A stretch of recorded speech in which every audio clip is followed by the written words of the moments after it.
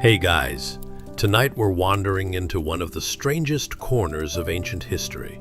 A world full of war horses, dusty battlefields, legendary kings, and friendships so intense they could bend the course of empires. We're talking about Alexander the Great and the cavalry of lifelong friends who followed him into places no sane person would willingly go. Not the polite museum plaque version of Alexander, not the shiny golden armor, dramatic statue pose version.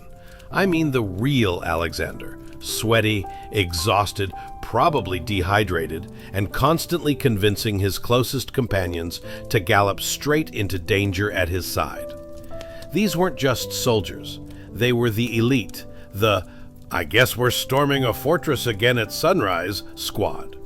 Imagine your childhood best friends, except instead of arguing about snacks or video games, you're all swearing lifelong loyalty, sharpening spears, and charging into battle like adrenaline-addicted madmen who somehow keep winning. But before we ride out, go ahead and like the video and subscribe, but only if this kind of quiet, weird dive into history actually relaxes you. If not, no hard feelings. Alexander didn't conquer the world in a day, and I won't conquer your recommendation feed either. Drop a comment telling me where you're watching from, and what time it is for you right now. It's always the middle of the night somewhere, and if you're here, there's a good chance sleep is sneaking up behind you like a Persian scout thinking he's clever. Now dim your lights, settle into your pillow. Maybe wrap yourself in a blanket like a loyal Macedonian cloak, because we've got miles of dusty roads ahead of us and morale is high, but sandals are uncomfortable. And tuck your feet in, not for rats this time, but so a stray warhorse hoof doesn't tap you. Totally unlikely, definitely impossible, but just in case. Let's pause for a moment. Have you ever wondered what it felt like to follow someone, not out of fear or orders, but pure belief? To ride beside the same friends you trained with your whole life, breathing dust, hearing metal clash, adrenaline racing, and thinking, yeah, this is insane, but we're doing it anyway. Was Alexander truly great? Were his companions loyal heroes? Or thrill seekers who forgot what retirement meant? Did they win because of genius or pure stubbornness? And most of all, what does friendship look like when the stakes are life, death, and the edge of the known world?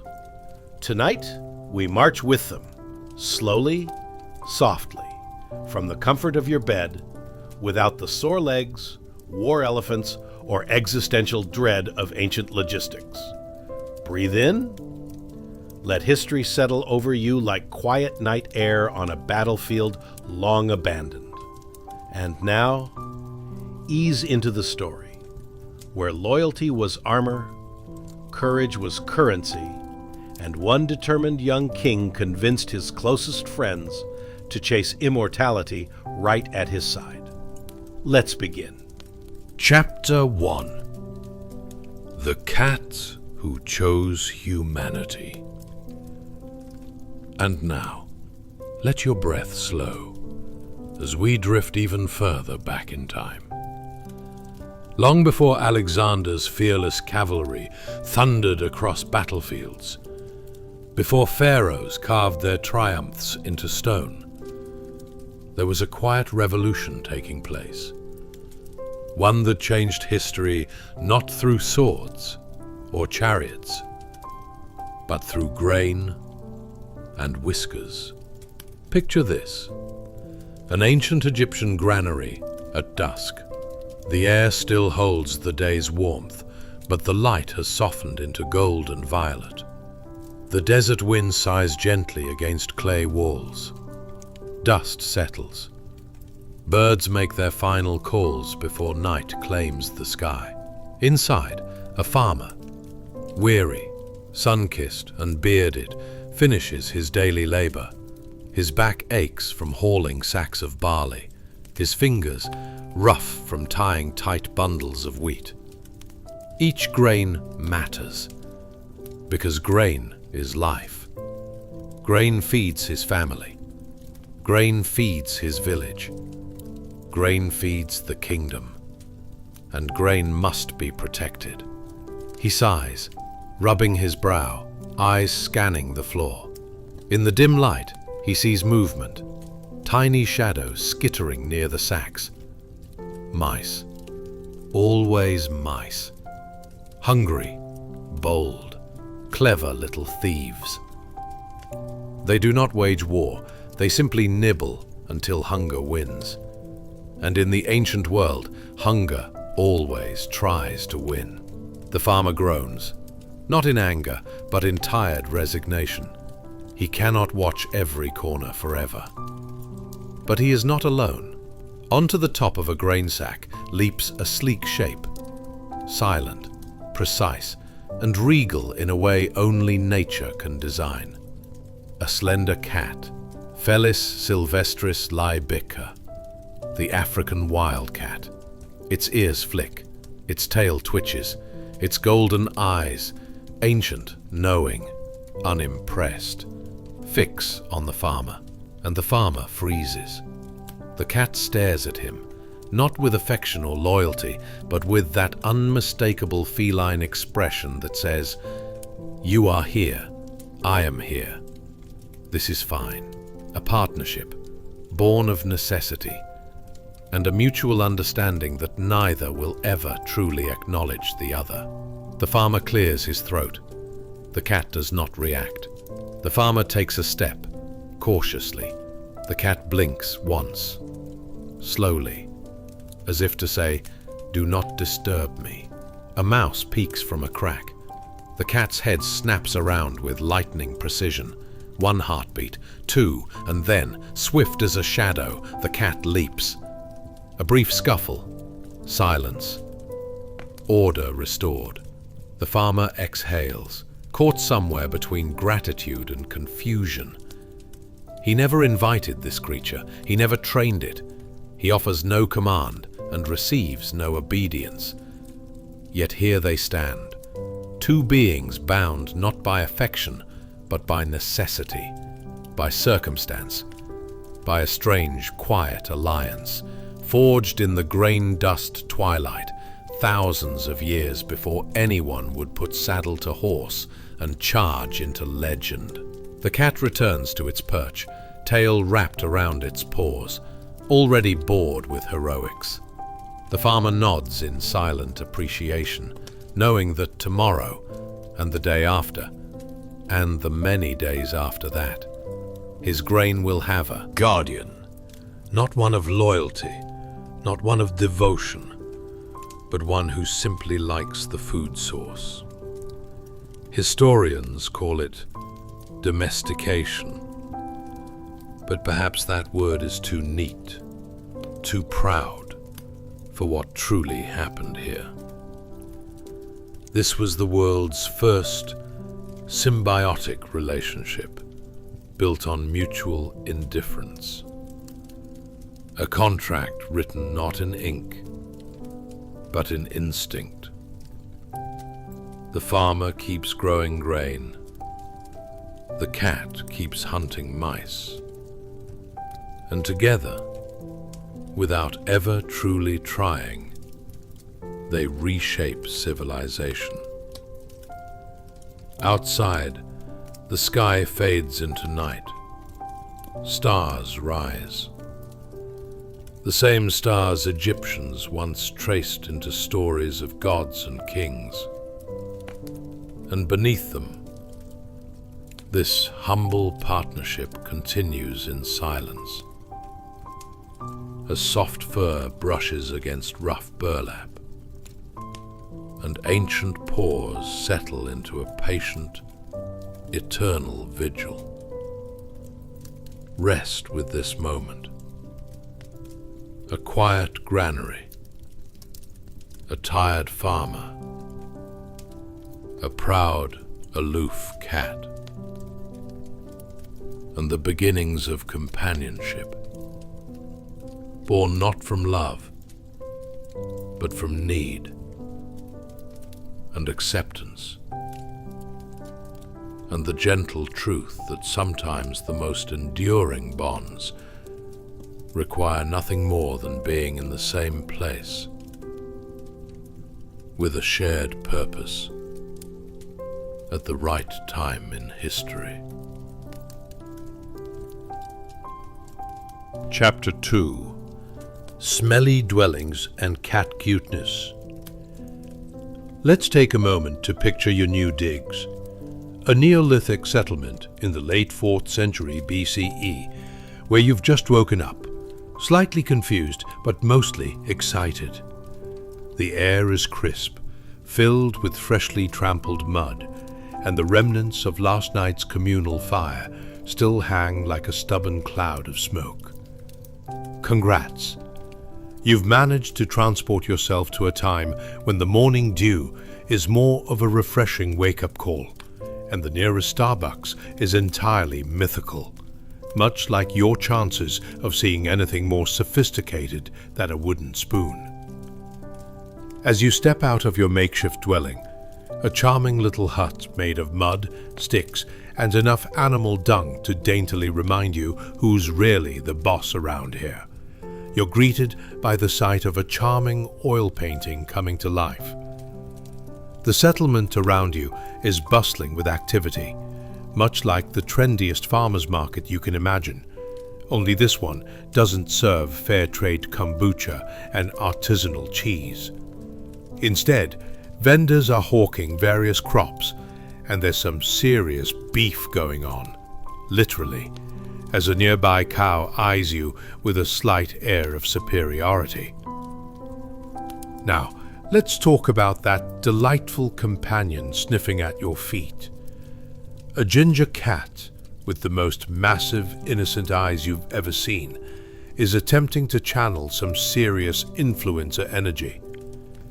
Tilting its head ever so slightly, it employs the age-old strategy of pure, unfiltered cuteness, manufactured for one purpose: to secure that sacred morsel of leftover food. What a pro! You almost expect it to pull out an Instagram account right there, where it documents its daily quest for snacks and the idyllic chaos of life in your dusty homestead. Ever wonder if your life has become so mundane that you'd take tips from a cat on how to impress the locals for food? Welcome to the club. But this cat has bigger priorities than mere sustenance. You see, this furry feline is operating on a level only rivaled by the highest-ranking generals of Alexander's army, where loyalty and clever tactics could result in a lion's share of spoils, or, better yet, a fresh fish left unattended. Imagine a cat so cunning that it could recruit an army to willingly fetch its meals. We could all take some notes here. Maybe you can train a group of friends with slightly less success spent on snacks, and a bit more in sharing your love for vintage pottery. And amid the hustle and bustle, you're likely to abandon your coffee-in-hand illusion and instead ask yourself, what do I even wear for breakfast when all I have is woolly tunics that probably resemble oversized potato sacks? The locals are padding around barefoot, a peculiar display of rebellion against footwear that instantly screams, "Who needs shoes when you can embrace fine artisanal dirt?" You start to question if high-end sock manufacturers will ever truly understand the plight of this well-connected, barefoot community. As you wander through the settlement, a wave of rich, earthy smells greets you. The tang of smoke from last night's stew, mingling with the scent of baked clay and something oddly sweet. Your stomach growls, a shocking reminder that a simple breakfast is as elusive as a cat's sense of discretion before crawling into your lap. It's like 10 witty meme-inducing breakfast ideas combined with catchphrases that relate to worthlessness in a self-sustained world without a hint of syrup.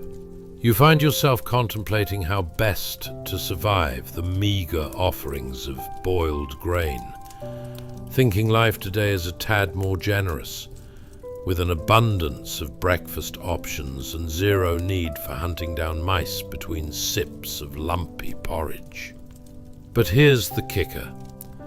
Surviving on community meals means figuring out food politics, much like finding a decent parking spot at a packed brunch place on Sunday.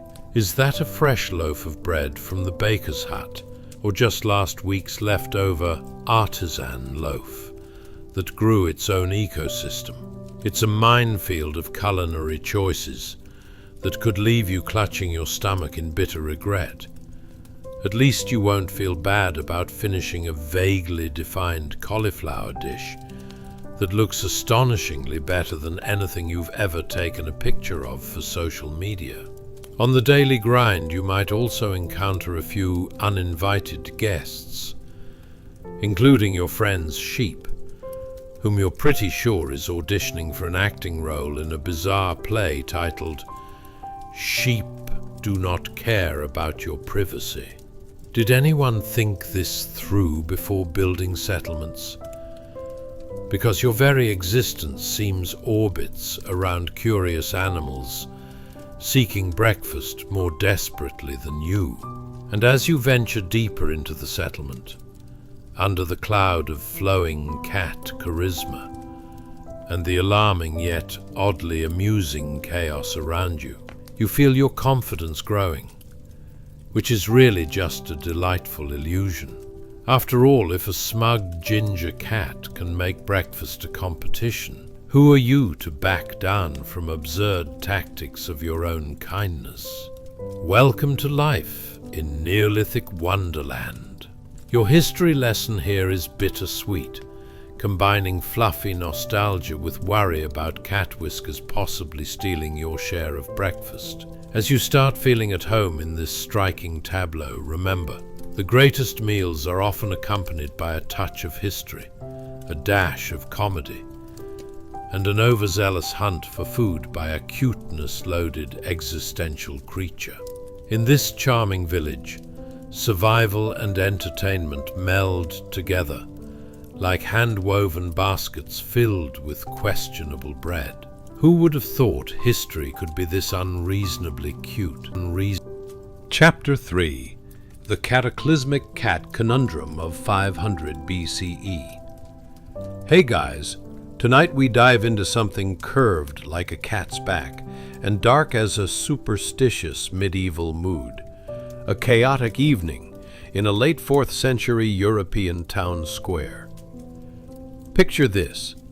It's a time when the concept of personal space was not just blurred, it was practically non-existent. Everyone is out and about, crammed together tighter than the ingredients in a questionable medieval stew. As the sun sets and shadows stretch, tensions rise as fast as a cat's heart rate near water. Now, those adorable little felines you love, and may have even bought tiny sweaters for, are up against a fierce enemy, your average superstitious crowd in a medieval town. Imagine a horde, frantic and flailing, as they rush to eradicate every black cat in sight.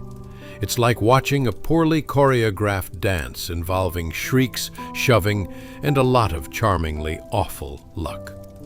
Why, you wonder? Because, one way or another, they've convinced themselves those cats are plotting to steal their souls, or, worse yet, their last slice of bread. Ever thought you were surrounded by overzealous group texts? Welcome to the medieval version. As the people scatter, yelling about witchcraft and curses, the cats, those dimly lit ninjas, simply vanish into the shadows. You can almost hear the collective sigh of relief from the feline realm as they expertly sidestep the chaos, part of a long-running talent show titled How to Be Irresistibly Invisible in the Face of Mass Hysteria. They're like the bitterly sarcastic companions no one understands, slinking away to safer corners, possibly exchanging knowing glances with one another. You can almost hear them mutter, "And you thought surviving the winter was rough." But let's unwind that image a tad. You've just been tossed into that town square, drenched in a storm of cat lovers and cat haters.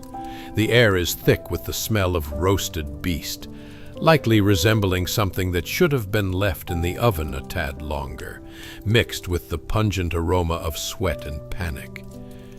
You suddenly realize, in a twist of cruel irony, that the same folks who are flinging curses at cats are also the ones who probably just finished a couple of mugs of that questionable wine brewed from whatever was growing in the nearby field.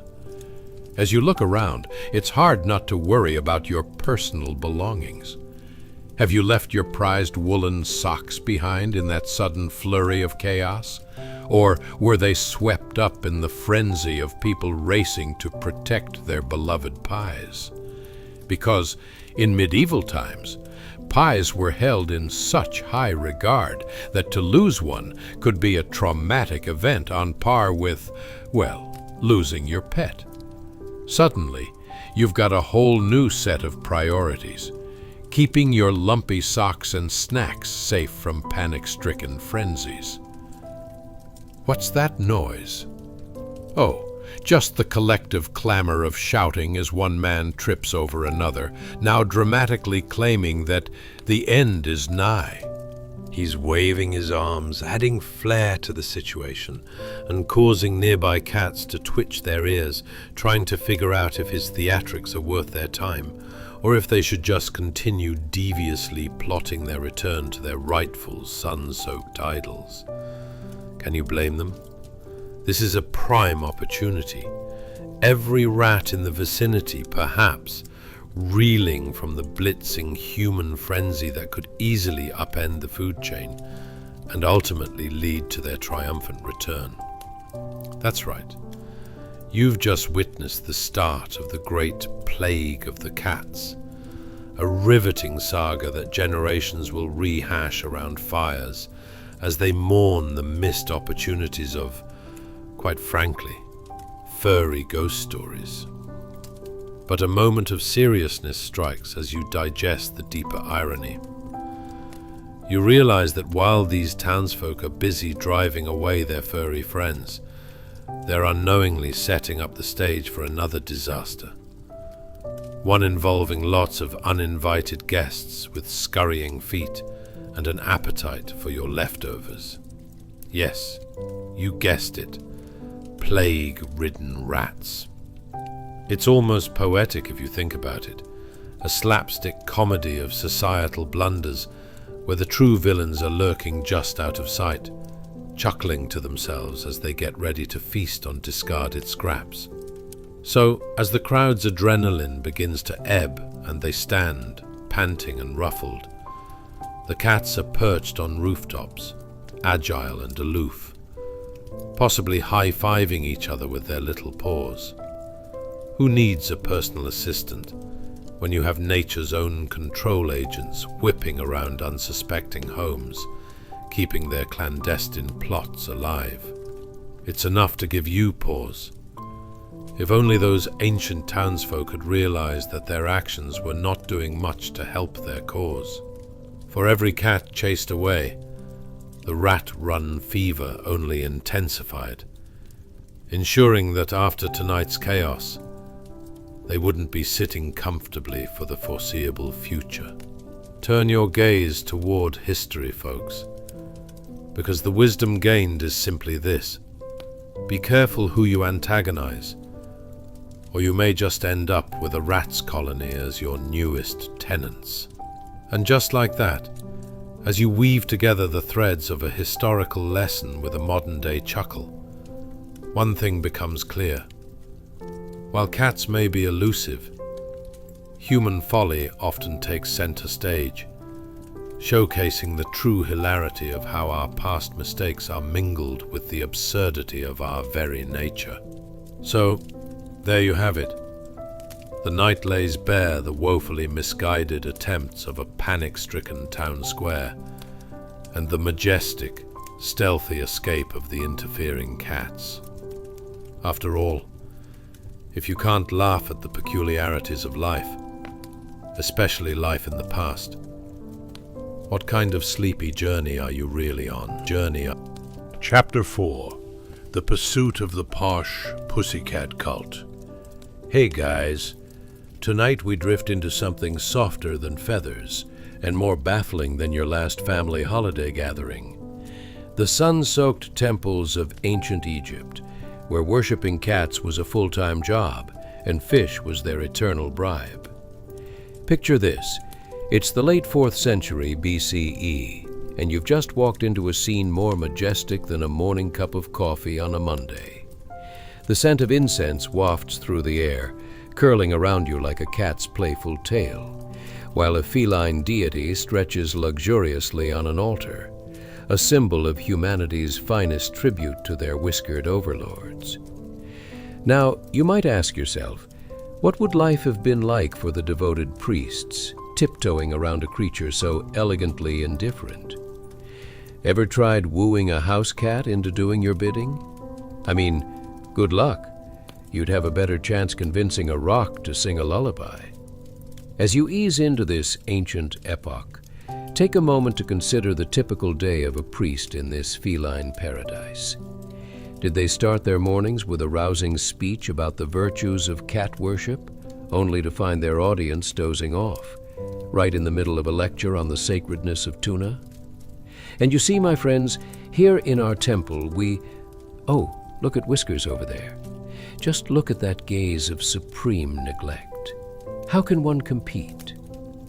It's like hosting an idolization seminar for the world's most aloof celebrities, who give as much consideration to their followers as an influencer does to their gym routine.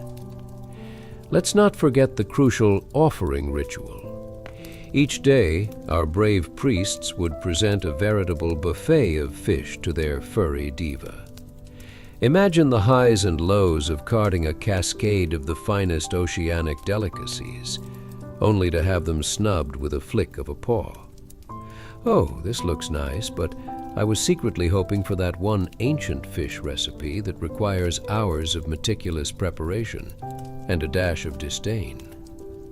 You can almost hear the cat's inner monologue, rolling its eyes at the pedestrian tastes of the humans around it. Now, let's dive a little deeper into the ambiance. The temple walls shone like a freshly polished mirror, decorated with glorious depictions of cats strutting their stuff in gold and turquoise. Egyptian cats were the supermodels of the animal kingdom, flaunting their feline magnificence while humans did their utmost to keep the catnip flowing. You might wonder if the priests ever considered that their lives revolved around an unending quest to please supremely uninterested creatures. A career where every day is a difficult negotiation over fish? Sign me up, said no one ever, except, of course, for a devoted priest. Approaching the altar, the divine cat is sprawled like royalty, an embodiment of cat-like superiority. There's your priest, basket of fish in hand, heart pounding like a short-circuited toaster, just praying resistance isn't futile. Picture sweating profusely, your palms slipping slightly on the fishy basket, casting furtive glances as a cluster of mice huddle somewhere nearby, silently judging the entire ordeal. They've probably whispered to each other, "These humans really think they stand a chance." Even as our dear priest hunches down in front of this uncompromising deity, the cat casually glances, as if to say, "I see you're here for my daily performance. Shall we commence the ritual of me pretending to care?" All the while, there's a chance that the priest might think to himself, "Perhaps I should have just stuffed a bunch of cat toys in here instead. What was I thinking?" But let's transition smoothly, shall we? After the offering, there comes the delightful cacophony of life in the temple. You hear joyous chants from mismatched crowds of utmost devotion, or utter comedy, depending on who's leading the chorus.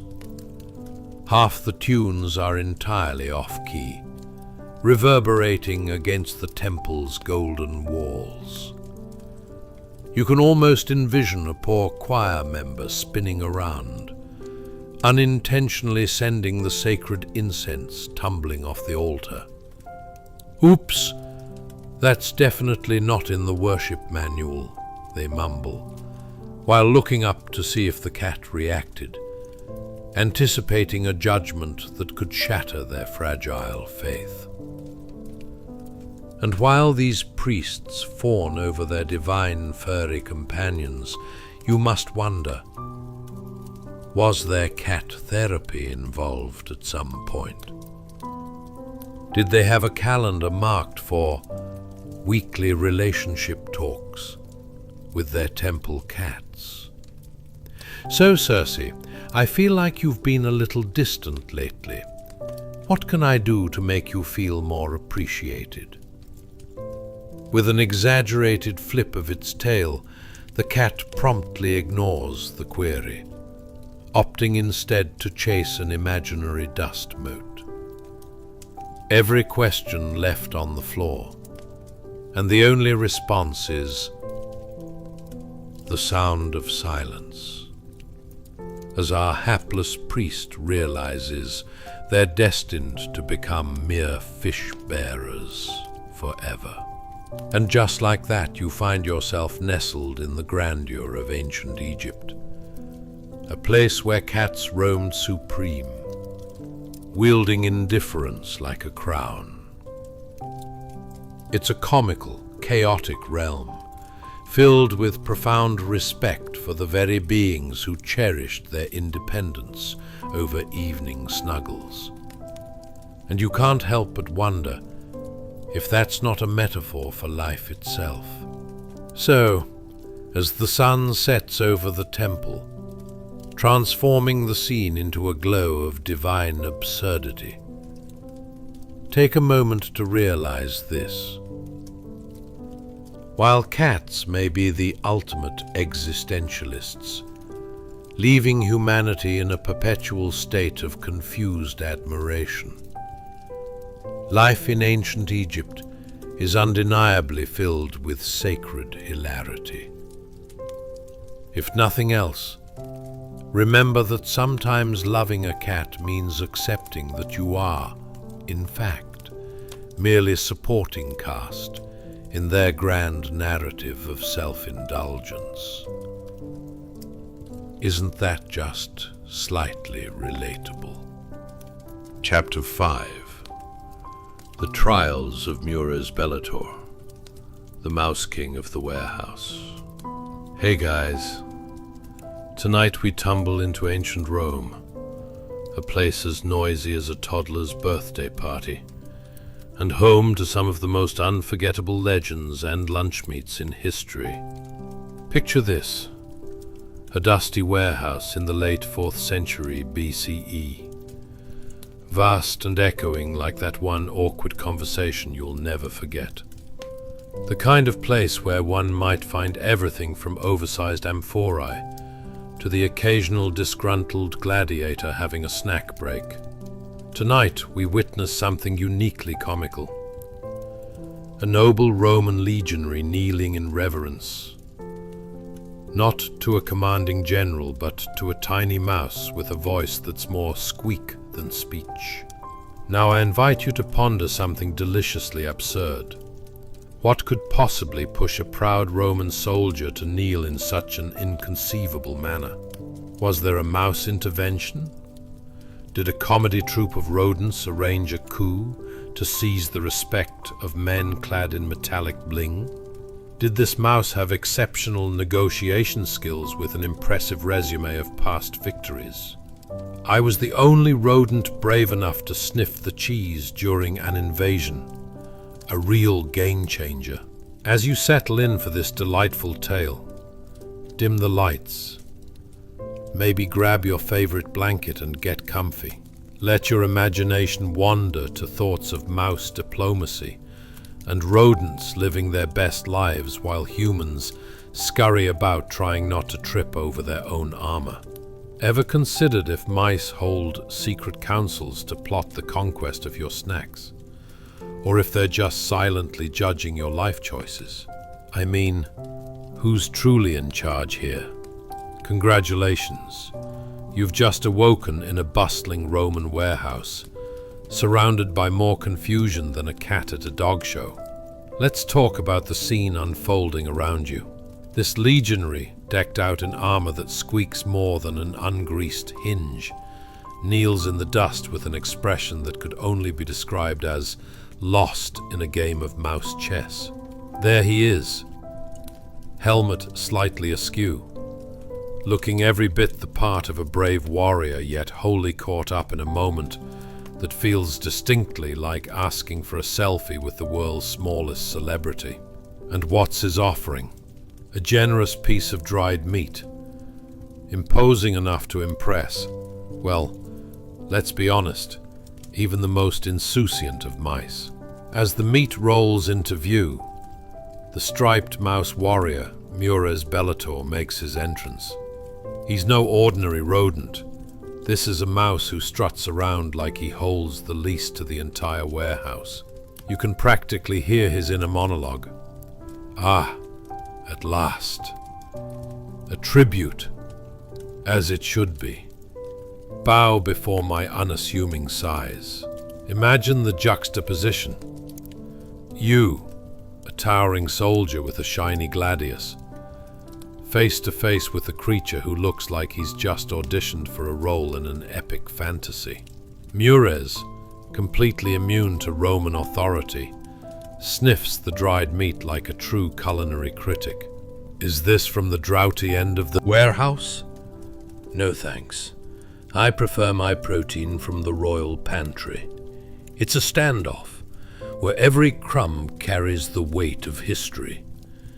Yet you can't help but wonder if a tiny gladiatorial contest is about to unfold. Meanwhile, the noise of the warehouse swirls around you. Clattering crates, echoes of legions training in the distance, and the faint hum of whispers wondering if they should be concerned about this unlikely alliance. What must the other soldiers think? Look at Marcus, on his knees for a rat, they might snicker. Guess he's finally flipped his helmet. The legionary's resolve begins to melt under the weight of Mures' undeniable charm. Could it be that this mouse carries the wisdom of the ages? You see, Mures might squeak, with a wisdom that rivals Socrates. The path to true power lies not in brute strength, but in knowing who has the tastiest snacks. Perhaps he will forge alliances with humans and teach them the art of a balanced diet. A mouse senator, perhaps. Imagine the debates. For the good of cheese, I say, but let's not forget the meat. A fine cuisine ought to please all. So, as the weary soldier offers a humble piece of meat, one cannot help but chuckle at how the mighty sees philosophy from a creature who, under normal circumstances, would be the center of a cat's dinner plans. There's a level of absurdity to this moment that speaks volumes. To kneel before those richer in spirit, no matter the size. And as Mures accepts the tribute with a flick of his tail, you envision the whispered debates held in mouse dens. Should we stage a rebellion against the cat kingdom, or just stockpile snacks for the winter? Decisions, decisions. Finally, as you drift along this whimsical reverie, you realize the dark humor of it all. Here we are, in a world where life and death could pivot on a soldier's generosity towards a mouse. a creature that sometimes feels like an underappreciated relative at a family reunion. It's absurd. And as this unlikely friendship blossoms, let's not forget, in the grand tapestry of history, the smallest threads often weave the most amusing stories, leaving us with the question, who really rules the warehouse? The armored giant, or the self-proclaimed king of the crumbs? So here's to life's enchanting absurdities, waiting silently, like Muri's Bellator, at the edge of your consciousness. A life filled with equal parts glory and hilarity, as you softly slip deeper into dreams of tiny heroes and grand tributes. Chapter 6. The Indifferent Elegance of Athens, a Cat, and a Philosopher's Scroll. Hey guys, tonight we find ourselves in a place smoother than a philosopher's sweet talk, and as unpredictable as a cat on a rooftop. The tranquil Greek courtyard of Athens in the late 4th century BCE. Picture this scene as idyllic as your Instagram feed, only with fewer filters and more marble, specifically that eye-catching geometric arch framing everything perfectly, like it's about to be featured in Architectural Digest, Ancient Greece edition. Now, let's take a moment to breathe in the fragrant air, which, if you're lucky, smells faintly of fresh olives and something they called air back then. But was air just a euphemism for the delightful aroma of well-cooked chickpeas mixed with the ever-looming scent of philosophical conversations? You might find yourself wondering, were ancient Greeks always this calm? Or did they have their fair share of caffeinated chaos too? Did philosophers argue over the best flavor of olives? Or was it more about who could convince the most cats that they were superior beings? As you settle deeper into this vivid Athenian moment, dim the lights, maybe sip something herbal if that's your vibe, and prepare to ponder. If you were a philosopher sitting in the courtyard with your scrolls, how long would it take before an elegant cat, strutting with an air of indifference, sauntered into your life and stole the show? Did they ever have cat fights over who owned the best sunshine spot? And if cats were truly the wisest philosophers of all, what would they argue about? Congratulations! You've just woken up in a sunny Athenian courtyard, the 4th century BCE, where the discussions are philosophical, the cats are elegant, and the scrolls are overflowing with ideas more delicious than the Mediterranean diet itself. Let's talk about what you can see, and more importantly, what you can't ignore. Right there, basking in the sun with all the grace of a floating cloud, is the finest feline you've ever laid eyes on. This is not just any cat, mind you. This is the kind of cat that's as poised as a Hellenistic statue, yet dismissive enough to make even Socrates question his place in the universe.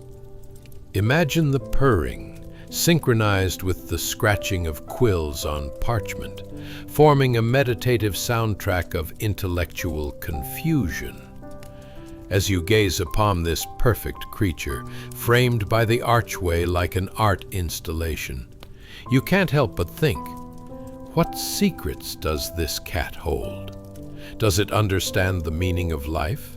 Or is it just plotting its next nap?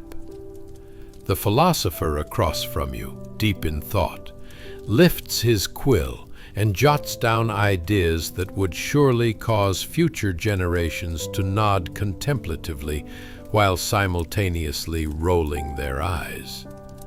But little does he know, the real wisdom is held in the pause of this nonchalant feline. You can almost hear the noise of scholarly debates surrounding you. Is virtue better than happiness? Or perhaps more pressing, why do cats always act like they completely own us? Imagine philosophers urging each other to ponder not just existence, but the curious behavior of cats as they trample over scrolls and take long, unbothered naps in sunbeams. Now, let's not overlook the serious nature of your imagined philosopher in this delightful scenario. There's a chance that when he was supposed to be contemplating the essence of being, he was instead daydreaming about how nice it would be if just one of those orbs of fluff would decide to grace him with its presence. Maybe if I offer it a fish, it'll inspire the most profound wisdom ever recorded, he muses, fully unaware that the cat's idea of profound wisdom might revolve around choosing the warmest sunbeam over all existential matters. Of course, scroll writing in this serene setting comes with its own risks. Just imagine a stray piece of dried fish occupying the philosopher's shoelace, while the cat, sensing an opening, makes its move. The scrolls flutter violently in the summer breeze, like it's auditioning for the lead role in Aristotle, the musical. What will he write next? The cat observed, and through its elegant indifference, I realized I should reconsider my entire philosophy on existence. Clearly, it involves napping more and thinking less. And just when you're enjoying the luxurious absurdity of this, you glimpse another philosopher preparing to explain, quite earnestly, why cats are merely living representations of Apollonian beauty. Meanwhile, the very cat in question has stood up, stretched out like it just finished a marathon, and casually ambled over to a sun-soaked patch of stone with captivating disinterest in the antics of humans.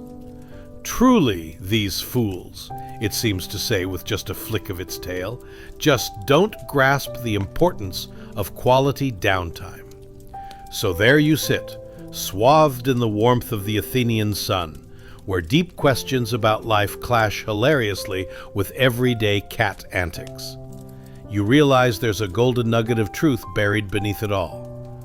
Perhaps the secret to happiness lies not in debate or philosophy, but in the way this utterly indifferent feline stretches, yawns, and curls into a perfect ball to nap. And as the sun sets and the courtyard grows quieter, carrying the echoes of laughter and philosophy into the twilight, you could almost hear an ancient voice whispering, "Philosophers may ponder existence, but a cat? A cat has already figured it out." As you drift off into a world of spirited discussion between legumes and felines, take comfort knowing those weighty scrolls full of profound thoughts truly don't have all the answers. After all, in a world of questions, sometimes the best response is simply... Chapter 7. The Raucous Voyage of the Feline Diplomat. Hey guys, tonight we embark on a journey more unpredictable than a cat's mood swings, and more full of surprises than your last family reunion. The dark waves of the Aegean Sea in the late 4th century BCE. Picture yourself aboard a rickety Phoenician trade ship, bobbing precariously like a cork in an angry bath filled with misplaced aggression and a hint of seaweed. Now, let's set the scene. You find yourself surrounded by sailors who look like they've just wrestled an octopus and lost, but are determined to set sail regardless. The air is packed with the rich scent of salt, fish, and perhaps even a lingering hint of desperation, as the captain tries to remember whether he left the coiled ropes on deck or attached to the cat napping amidst them. Yes, you heard that right. A scrappy, indifferent feline is nestled snugly on that coiled rope, perhaps dreaming of tuna feasts or planning its next diplomatic mission across the ancient world. Before we drift too far into the depths of absurdity, let's think for a moment about the challenges of being a 4th century BCE sailor. Ever wondered what it would be like to navigate the tempestuous seas without GPS or even a decent map? You might as well be trying to find your way through a giant ball pit, blindfolded. There were no cruise ships with onboard karaoke. No quintuple espresso shots to fuel your morning determination.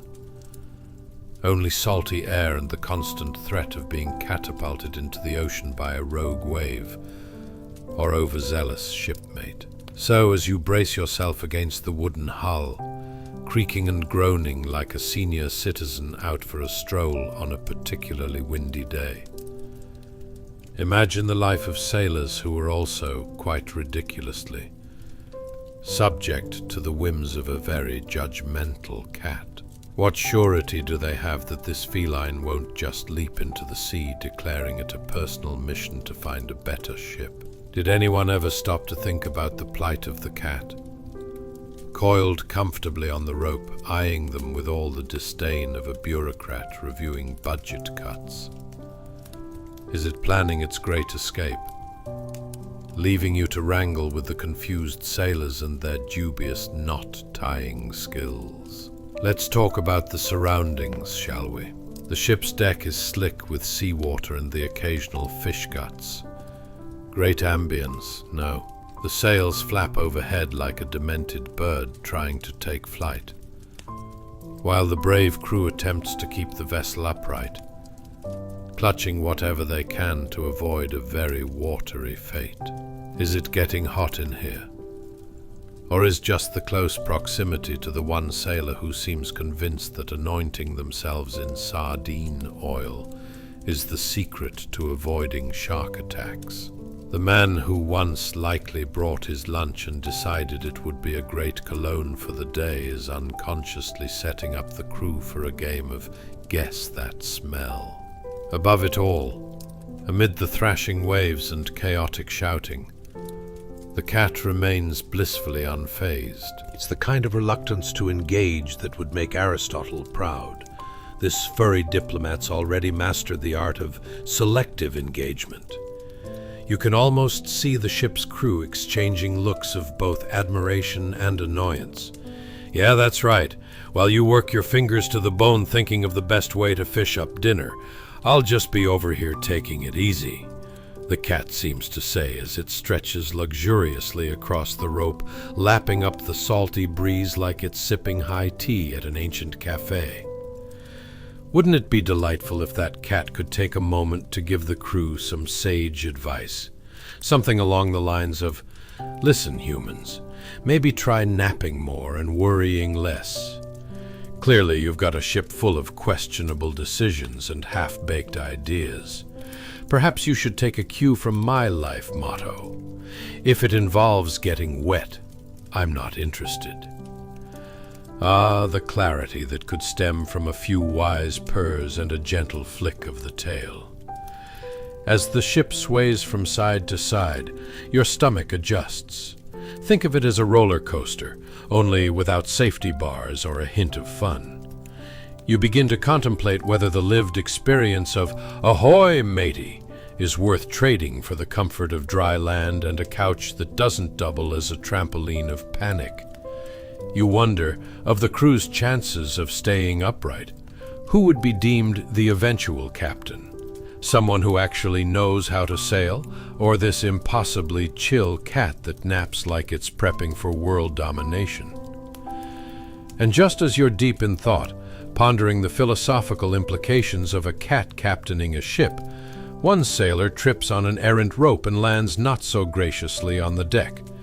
The crew erupts in laughter, their nightly entertainment delivered courtesy of a solid dose of slapstick humor, courtesy of the sea gods. As the cat observes this, it seems to take a moment to blink at the whole commotion before returning to its dream of jumping off the ship and taking its chances as an independent furry explorer. Congratulations. You've just woken up aboard a Phoenician trade ship in the Aegean Sea, where dreams of adventure and soothing naps aboard a wooden vessel might just lead to unforeseen chaos. Whether you're contemplating the best way to navigate both the turbulent waters below and the absurdity of life above deck. Just remember that sometimes the true lessons of history are best learned from the most indifferent beings, the very cats that find ways to nap through it all. Chapter 8. Mummies, Cats, and Gold Bling. Oh my. Hey guys, tonight we wander down a corridor dustier than your attic, and more stacked with surprises than your grandmother's secret cookie jar. The dark, enigmatic Egyptian necropolis of the late 4th century BCE. Imagine yourself in a grand tomb, filled not with treasure chests, but with neatly stacked mummified cats wearing tiny gold jewelry.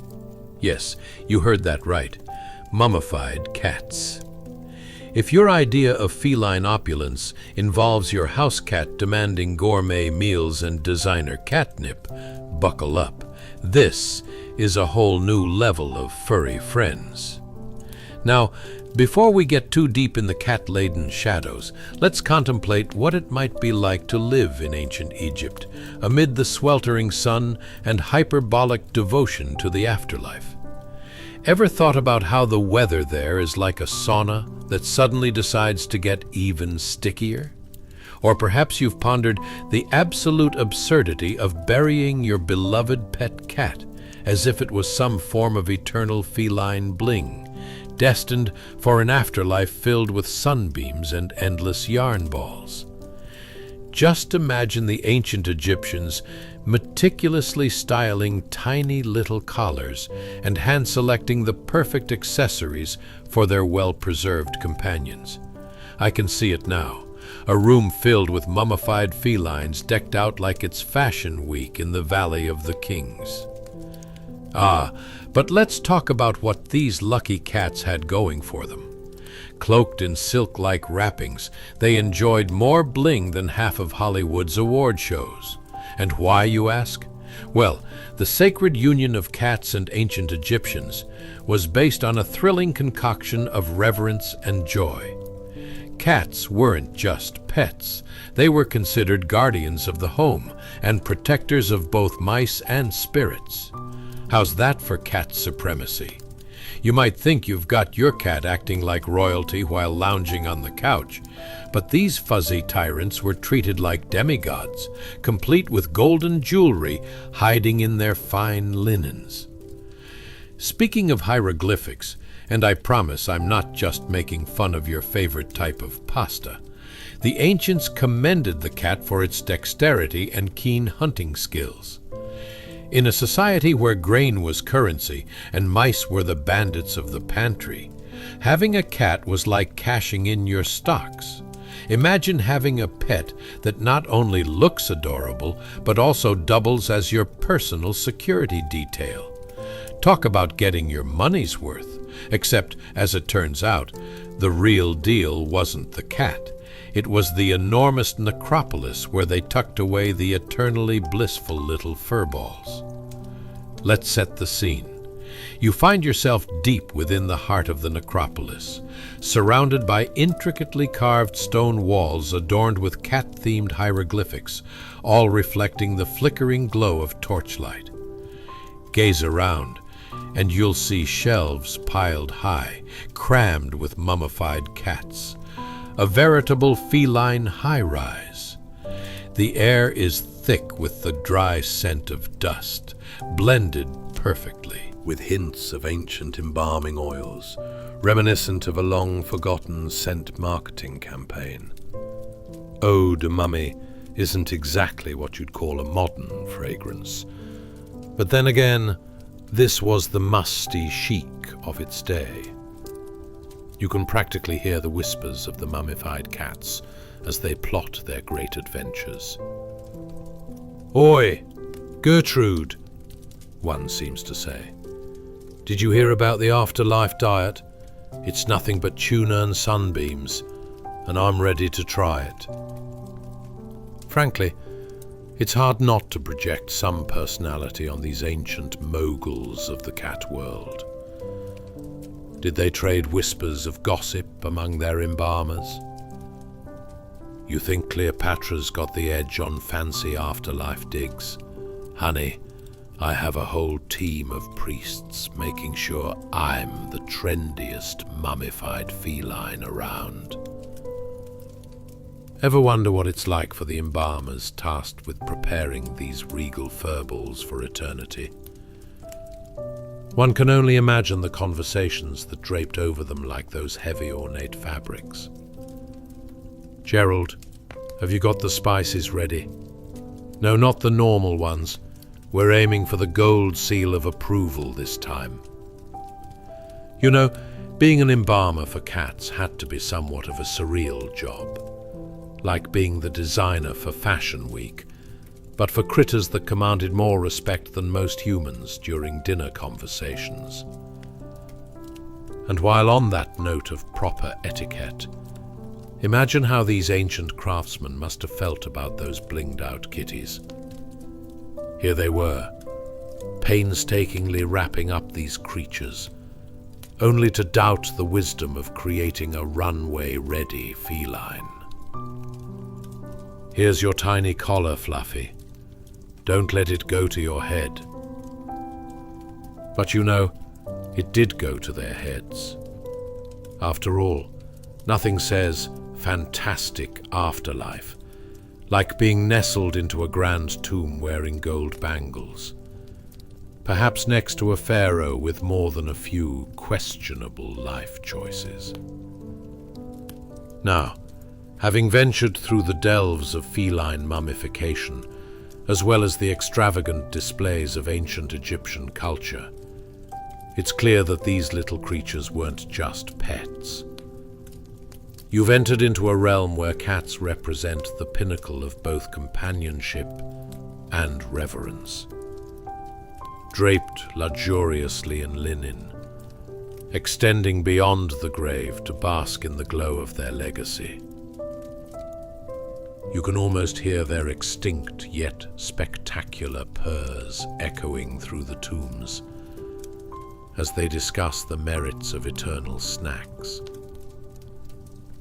Next time your feline stretches lazily on your couch, just remember, in a former life, they were not only kings and queens among the living, but also gods in the afterlife. Congratulations, you've just woken up in a dimly lit Egyptian necropolis, where mummified cats sip cocktails of eternity and engage in clandestine conversations about modern-day mice management. Welcome to the land where cats truly ruled, both in life and beyond. Chapter 9. Horses, Blizzard, and the Dawn of Horsepower. Hey guys, tonight we're going to stroll through a frozen landscape so chillier than last week's leftovers that even your ex's cold shoulder is starting to look toasty in comparison.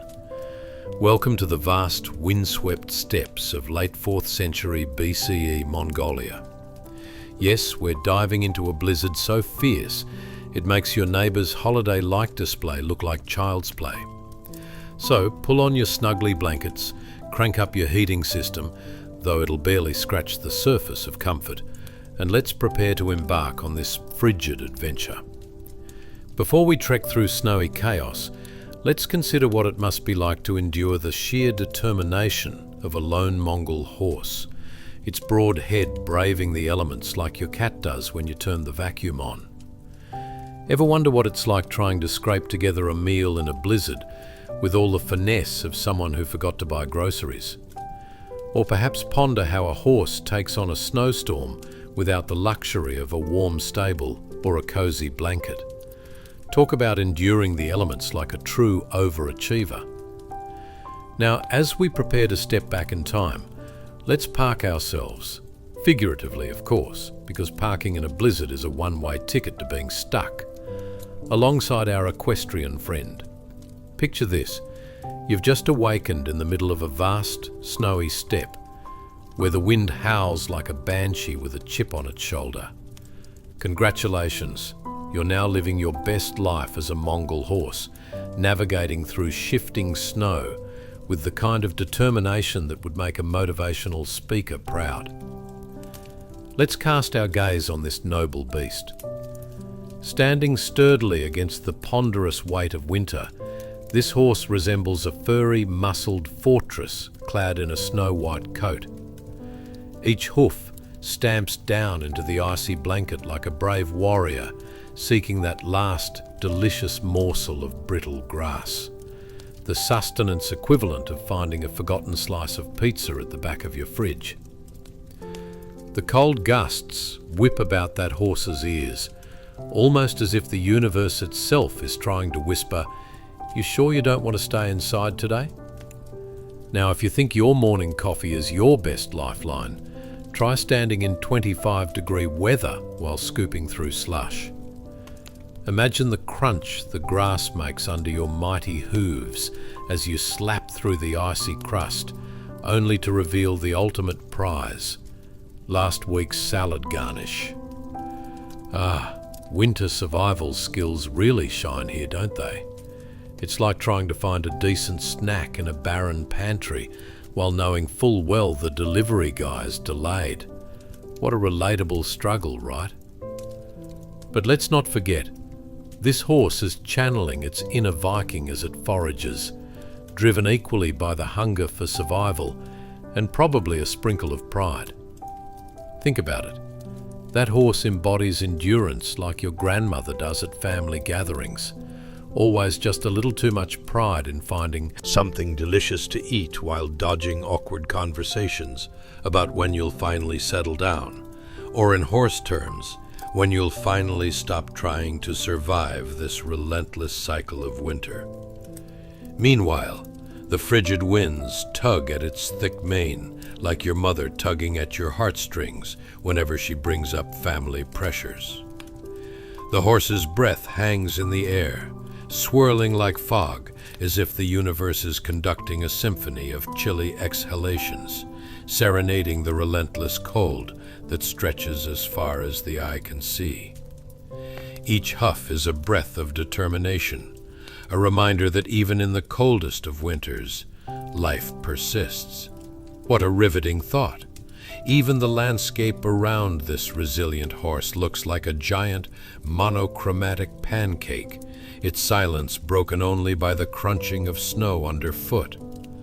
The sheer beauty of the steppe, however devoid of life, stands as a testament to the harsh conditions that many more animals and humans endured in pursuit of their daily bread, or in this case, grass.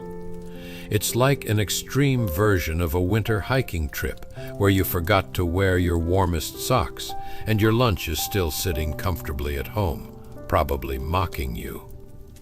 But let's talk companionship, because what really gives this horse its kick is the bond it shares with the Mongol riders charging across this wilderness.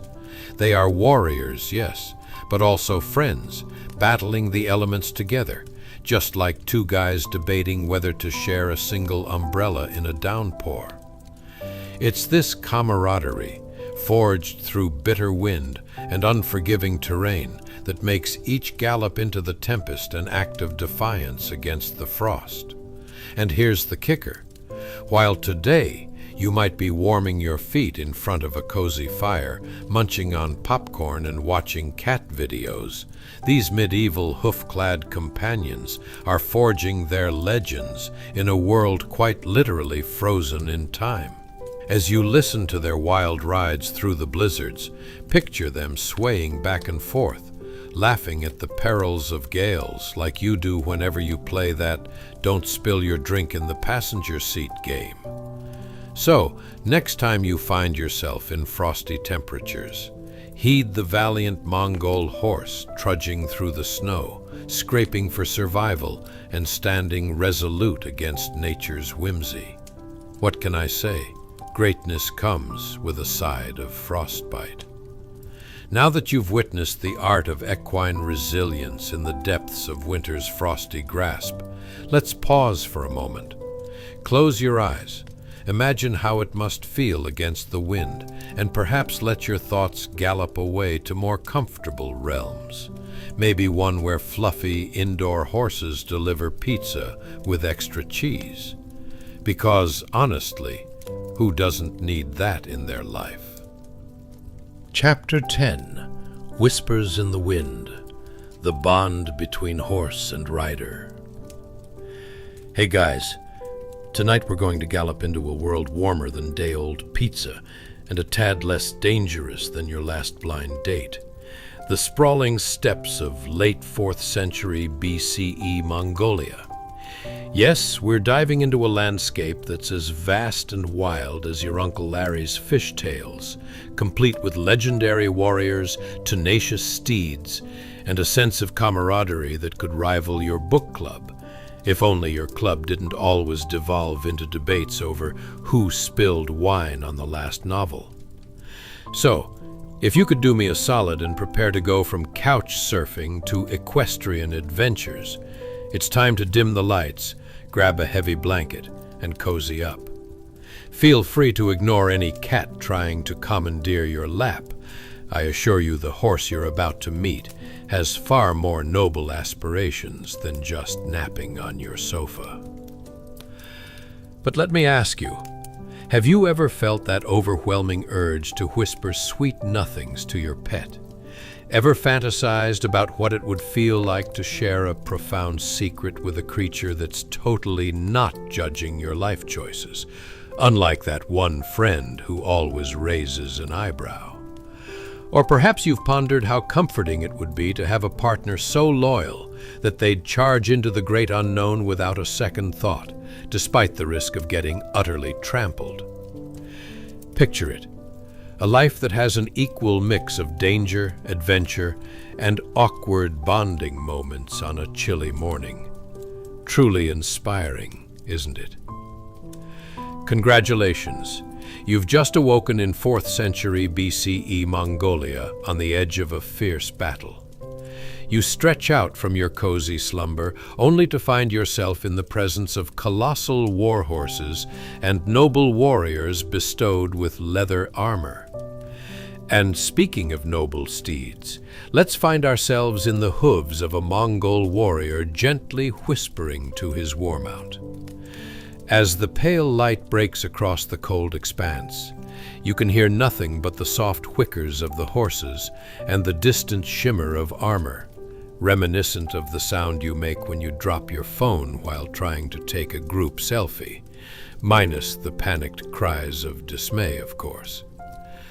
The warrior stands there, his leather armor weathered and battle-worn, but also surprisingly stylish if you're into that rugged look. He leans slightly close to his horse, his breath rising in frosty clouds, creating a small weather system of intimacy amidst the sprawling vastness. The horse, eyes bright as the sun reflecting off the ice, seems aware of the weight of this moment, the sacred bond they share that defies the chilling elements and the impending chaos. Imagine for a second your own pet being the ultimate hype beast, knowing every single beat to the heroic music playing in the background of your mind as you prepare for battle. Come on, buddy, we got this. Just think of all the carrots you can eat after this. With each soft word, there's an unspoken promise hanging in the air. Air, loyalty, friendship, bravery. This is a rapport so deep, it would make even your sappy friend cry unashamedly in a rom-com. There's a timeless serenity in the air, only broken by the distant crescendo of war cries, growing ever closer, much like the sound of your neighbor's dog barking incessantly at 3 a.m. And this, dear listener, is where the beauty of chance-fueled destiny rides into the hearts of our warriors, accompanied by their steadfast mounts. Let's take a moment to envision the scene. The horse snorts vigorously, as though summoning the wind itself to join in their battle cry. You can feel the tremors running through its powerful legs, like the excitement coursing through you when Keanu Reeves makes a surprise appearance at a fan convention. The war mount's muscles ripple beneath its thick, flowing mane, a picturesque sight of raw power, much like that last slice of cake you know you shouldn't eat, but just can't resist. The warrior grips the reins with confident fingers, envisioning the gallop that would unfurl, merging man and horse into a single unbreakable force, like that one time you and your best friend synchronized your TikTok dance moves perfectly. The horizon stretches endlessly, shimmering beneath the rising sun, as you relish the sounds of nature, a cacophony of soft snorts, the whir of a few winged creatures, and perhaps the faint sound of a distant drum beats mimicking your heart's current tempo, as anticipation builds like the most suspenseful of cliffhangers. You might even wish for a steed broship bracelet to seal this moment, but alas, such treasures are a luxury for other eras. And then, as if cued by the universe itself, the moment arrives.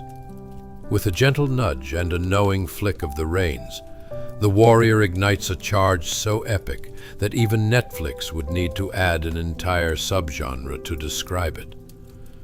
The landscape whirls into motion, melding into a tapestry of dust and fearlessness, reminding you that even amid chaos, the bond of friendship and unwavering trust can rise above all. So let's take a breath and imagine that this intense connection isn't just about the battle. No, it's about those morning rides. It's about waking up to a breathtaking vista of endless steps. It's about the joy of knowing that behind you stands a giant war mount, ready to gallop into history, sharing your anxieties as if they were the last crumbs of medieval bread on a rainy day.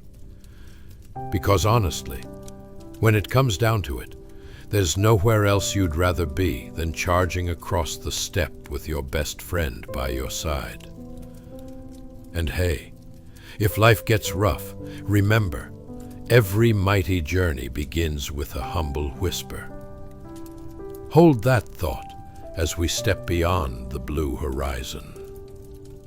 Chapter 11. Fermentation Follies and the Gastronomic Glory of Irag. Hey guys, tonight's adventure is going to be sharper than the cheese at a particularly dysfunctional family reunion. We're pulling up a cozy seat inside a Mongol yurt, where they're busy whipping up barrels of Irag, the noble fermented mare's milk. Yes, indeed, we're about to stumble into a world where the beverage of choice is less mocha latte and more sour surprise. And let me assure you, it's a magical concoction known to make you feel warm and fuzzy, or maybe just a bit dizzy, depending on how you handle your dairy. So, before I whisk you away to this adventurous abode, where the air is thick with tang and, well, horse pheromones, I have a favor to ask. If you could take a moment to like, subscribe, and possibly comment. Feel free to do it only if you actually enjoy this, of course. I'd be forever grateful. And don't worry, it only takes a second, like trying to persuade a toddler to eat their vegetables. Spoiler, it's not easy. Now then, dim the lights, snuggle under that blanket like it's a warm hug from your favorite aunt, and let's ponder some truly pressing questions. Ever wondered how a bunch of nomads managed to have parties with only dairy as the guest of honor? Do you think the horses were expected to contribute to the conversation? Or were they just there for moral support and a solid, hoof-stomping good time? What's the trick to getting your mare to relax enough to produce milk without worrying about a surprise visitor dressed as a Viking? I would imagine the whole process could make your cat's uninvited parties look tame in comparison. Congratulations. You've just woken up in 4th century BCE Mongolia, nestled comfortably inside an impressively spacious yurt. Now, at first glances, it seems like a fancy tent. But believe me, you are standing in the very heart of Mongolian cultural tradition. An architectural masterpiece. Unless, of course, you're someone who thinks a condo with an open floor plan is the pinnacle of elegance. The yurt is ornately decorated, with colorful felt hanging beside you, like a much less dramatic version of an art exhibit. If art featured horsehair and didn't mind a bit of mud tracking in from the outside.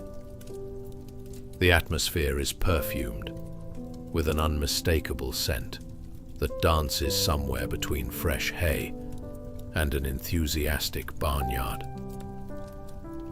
Just to your left, a family is gathered around several barrels filled with the prized airag, like the mythical liquid gold of the Asian steppes.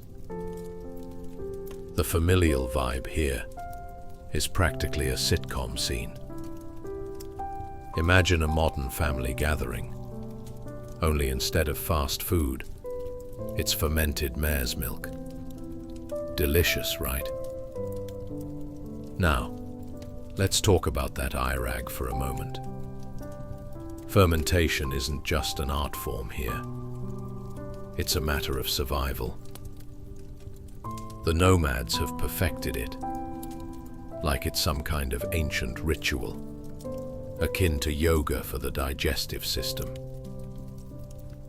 They know the exact method. Collect the milk, add a touch of magic, and by magic, I mean that secret blend of artisanal weirdness. Let it sit and bubble like your stomach after a bad burrito, and voila!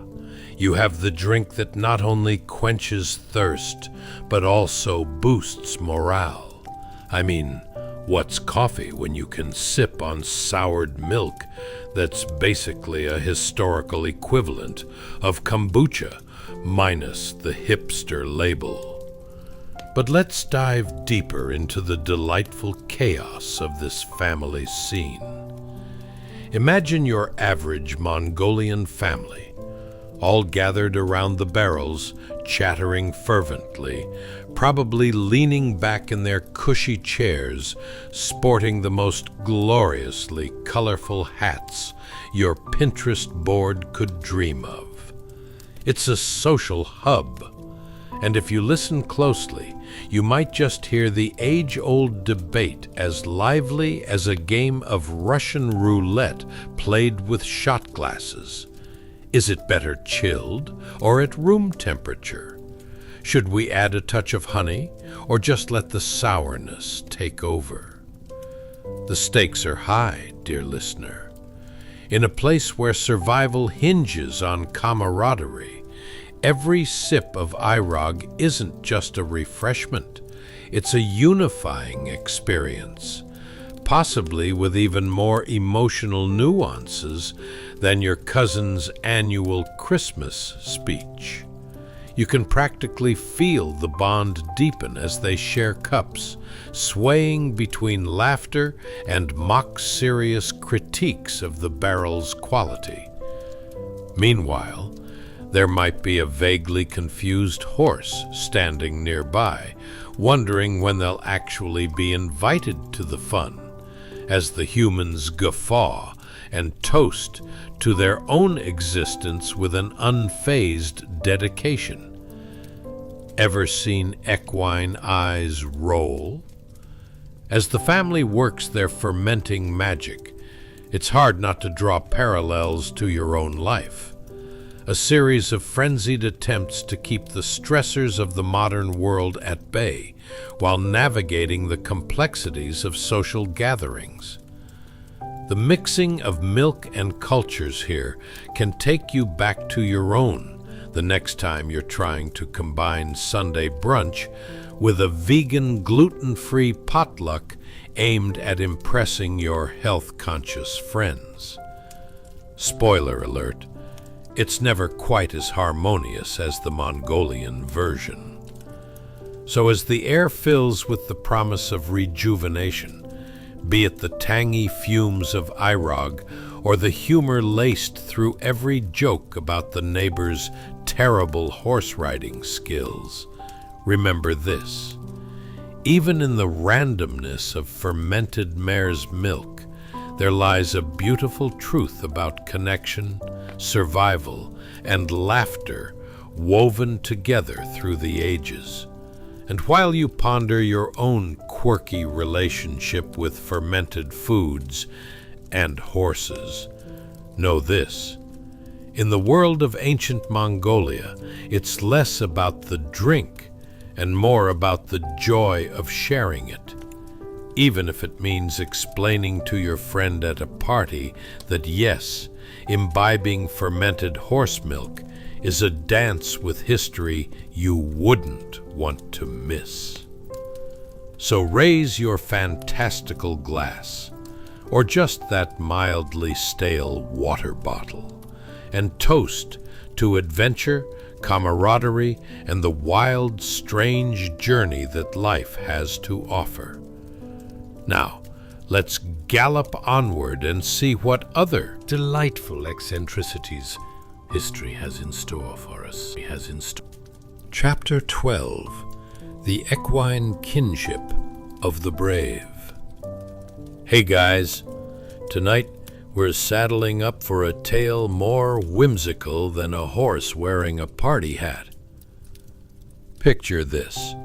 It's the late 4th century BCE, and we're diving into the heart of the steppes, where the air is fresher than your cousin's homemade cookies, and certainly more earthy. Welcome to a world where being buddies with a horse isn't just adorable. It could very well mean the difference between life and death in battle. Now, before we trot off into history, I have a tiny favor to ask. If you're enjoying our little jaunts through time and absurdity, do me a solid. Like, subscribe, and maybe drop a comment. Only if you actually enjoy this, of course. I want your genuine vibes, not just obligatory clicks like Aunt Martha insisting you try her mystery casserole. So dim those lights and tuck into your blankets like you're preparing for a thrilling episode of Survivor Bed Edition. Have you ever questioned how intimate a relationship with a horse can get? Do horses respect those who stroke their necks affectionately, or do they just think it's a form of sustainable petting? What secret whispers do they share with one another about their human companions? Are there horsey gossip columns circulating in the past? Did you hear about Genghis's new mane conditioner? Congratulations! You've just arrived in the midst of a Mongol warrior's camp on a crisp, star-studded night. The smell of leather and saddle soap fills the air, and amidst the quiet clumsiness of the encampment, you spot a tired warrior dismounting from his well-traveled steed, a horse that has carried him through countless battles, and perhaps a random scuffle over the best spots to graze. Our tired hero slowly kneels, feeling the warmth radiating from the horse, engaging in a moment more heartfelt than a reunion episode of any long-running sitcom. With a slice of felt, he lovingly wipes the sweat from the horse's neck. It's a move performed with such grace and intimacy that you almost expect a dramatic musical score to swell up in the background. To this warrior, rubbing down his horse isn't just a chore. It's an ancient ritual, one filled with the profound kinship between man and beast. After all, this horse isn't just a mode of transportation, it's a loyal companion, a dear friend, possibly even the best listener this warrior could ever hope for. Can you imagine the conversations? So, about that last battle, what did you think of my battle cry? Too much? Too little? Now, as you settle into this vivid slice of life, let's consider the craftsmanship here. This isn't just a simple, stable relationship. This is akin to heartfelt self-care on an equine scale. Think of it as the ancient version of a cuddle session, complete with massage oils made from secret herbal formulas. And let's be real, there probably was a feisty mint leaf involved. The warrior's hands glide smoothly over the horse, coaxing out the sweat like a parent coaxing a toddler to swallow broccoli, filled with equal parts tenderness and sheer determination. Come on, buddy, just a little more. You want to be as tough as the guys in that next cavalry charge, right? The gentle strokes are not mere grooming. They are infused with the hope that the horse carries his spirit into the fray, lending it courage and endurance. You got this, pal. Remember, just a little sweat, a few dashes of fear, and we're golden. While you fall deeper into this moment, reflecting on the connection built on mutual trust and the occasional awkward glance exchanged between man and horse, it's hard not to draw parallels to modern-day life. Have you ever been in a situation where you had to pretend your pet is actually understanding your woes? How about leaning on a cat while discussing your alarming Netflix binge habits? Welcome to ancient Mongolia, where every grooming session doubles as a therapy hour. As the warrior begins to hum a tune while scrubbing the horse's neck, the melancholy melodies float on the night air, a combination of warrior pride and an undeniable whimsicality only truly understood in a world of horses and heartfelt camaraderie. It's like background music in an epic film, where the hero is also the main character in an amusing buddy cop film, complete with blooper reels before the credits roll. The sounds of the camp echo around you, distant murmurs of laughter, punctuated by thuds of horse hooves, as warriors bond over tales of valor and ridiculous mishaps involving lost shoes and adventurous journeys to find the best pastures. Every story told spins a web of hilarity that only the seasoned riders, both human and horse, would understand. Even in the dead of night, amongst flickering campfires and the occasional neigh, mysteries abound. You gaze upon the horse, wondering if he's secretly penning down his memoirs. So it turns out I didn't just face the fiercest battle. I also had to put up with my human's questionable dance attempts while proclaiming our victory. Imagine the tales he would tell at the local equine open mic night. And folks, did you know Bruno here thought he could beat me in a foot race? Spoiler, I let him win. As you immerse yourself in this vivid tapestry of sweat, trust, and gentle humor, remember this. In moments of camaraderie, whether between a weary warrior and his loyal steed, or during those late-night heart-to-hearts with fuzzy companions, it's less about the action and more about the affection. Because, dear listener, whether they were galloping into battle or just enjoying a quiet evening, these moments encapsulate the wild, strange journey of companionship through history. So let's ride on into the next exciting chapter, where even more quirks and antics await us. Chapter 13. Bareback Shenanigans and Trusty Steeds. Hey guys, tonight we're galloping into a tale wilder than a rodeo clown at a cat convention. Picture this. It's the late 4th century BCE, and we're plopping down smack in the middle of Mongolia, where the grass grows taller than your average neighborhood fence, and your main social event is not a barbecue, but galloping into the horizon with your best equine friend. Can you say ranch life gone inexplicably noble? Now, if you're enjoying our jaunt through the annals of bizarre history, do me a solid. Like, subscribe, and drop a comment. Only if you actually enjoy it, of course. I'm not asking for obligatory thumbs up, like your barber suggests, just a little off the top. Your honest vibes make this gig worthwhile. So dim the lights, toss in a fan if you're feeling fancy, and sink into your blankets like a human burrito. Ever find yourself wondering how a child could manage a horse without getting launched into the next time zone? Or how many awkward falls it takes to build an actual relationship with a horse? Were mongooses ever consulted on horse care practices? Hey, Mr. Snake Slayer, mind giving tips on how to ride a four-legged giant without landing face first in the dirt?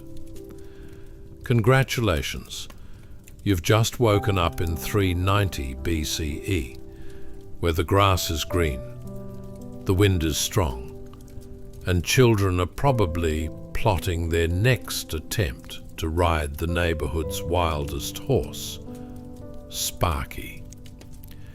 Here, among the expansive steps, watch as our story unfurls. Let's talk about an everyday spectacle. Picture a sprightly Mongol child, all limbs and laughter, like a baby deer caught in a particularly upbeat episode of Dancing with the Stars. He stands there, grinning at an equally youthful horse, who's probably contemplating the meaning of life, or at least which patch of grass to munch on next. You see, this little dynamo has a rope around Sparky's neck, and for him, the entire world is his playground, canvas, and potential storytelling venue. Now, mounting bareback is more than just a thrilling child's game.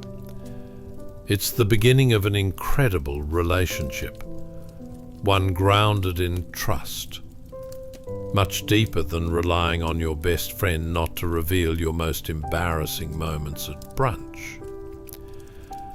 As our little equestrian Houdini scrambled up onto Sparky's back, a gentle shift in weight spoke volumes. Not a single ounce of force is needed, just the delicate dance of trust between child and beast. As you breathe in the scent of the open grassland, fresh and earthy, quite unlike your aunt's casserole from last Thanksgiving, you realize this isn't merely about riding. This is an adventure in communication that transcends the silences we often find ourselves in. Like those awkward pauses that follow when someone asks how your week was, and you respond with a blank stare. You can almost hear the conversation between boy and horse unfolding. Hey, Sparky, ready for another round of galloping into oblivion? And poor Sparky, who's been conditioned to respond not just to weight shifts, but the boy's infectious enthusiasm, nods along as though saying, "Absolutely. Just keep those tree branches out of my eyes, would you?" Let's take a moment to appreciate the sheer absurdity of it all. Can you imagine a modern kid trying to explain this camaraderie? "Mom, I learned trust with a horse today, right after I learned how to scale the neighbor's fence using a chair and a jumpy trampoline," while the child smooths his hands along Sparky's neck. That action is akin to the ultimate bonding exercise. The horse in turn snorts approvingly. They've struck an unbreakable deal here, less like a business transaction and more like, I bring the laughter, you bring the oats, and we both just have to avoid the muddy puddles.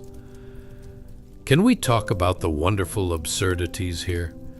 It's like discovering a niche hobby that both you and your pet hamster enjoy. You mean I can teach you to play fetch, and you don't mind my singing? Let's go pro! Horses, it seems, were less high maintenance than toddlers, mostly because they didn't require juice boxes or bedtime stories, just a generous dash of trust and the light hand. Meanwhile, other children in the camp engage in more traditional activities, like crafting arrows or building tiny catapults, all essential skills for the world of ancient combat. But none of that holds a candle to the bond these two have forged. After all, what's more educational than developing a relationship that can lead you into the depths of adventure, and possibly a future a few centuries down the line, as cavalry and cavalry tactics flourish in the legendary exploits of Alexander the Great. As our young rider navigates the pock-marked terrain, you can almost hear Sparky thinking, yes, my friend, we'll be charging into battle and forging history. Or maybe just heading back for some lunch, but who's counting? The laughter is present in whispers of the camp, punctuated by muffled neighs as other young riders take notice of the feather-light friendship unfolding before them, beginning to realize it's not merely about mastering riding techniques, but embracing their quirks. You find yourself wanting to lean in closer, imagining these youngsters sharing their tales over roasted goat's leg. So, did you see how I managed to ride bareback without even a single fall? And Sparky? He didn't even flinch when a squirrel crossed our path. In this rolling panorama of innocence, trust, and a sprinkling of absurdity, you might just discover that the strongest foundation for legendary relationships is built upon not only memories, but the gentle weight of shared laughter, steering into the bright horizons of countless adventures. So as we continue this whimsical journey, hold on to your saddles, dear listener. Our next chapter promises even more surprises and hilarious encounters as we delve deeper into the historical oddities that made life wonderfully unpredictable in those ancient times. Chapter 14, The Charge of the Cavalry Cows. Hey guys, tonight we're diving into something bouncier than a trampoline at a high-stakes squirrel jumping contest. The fierce world of Mongol cavalry in the late 4th century BCE.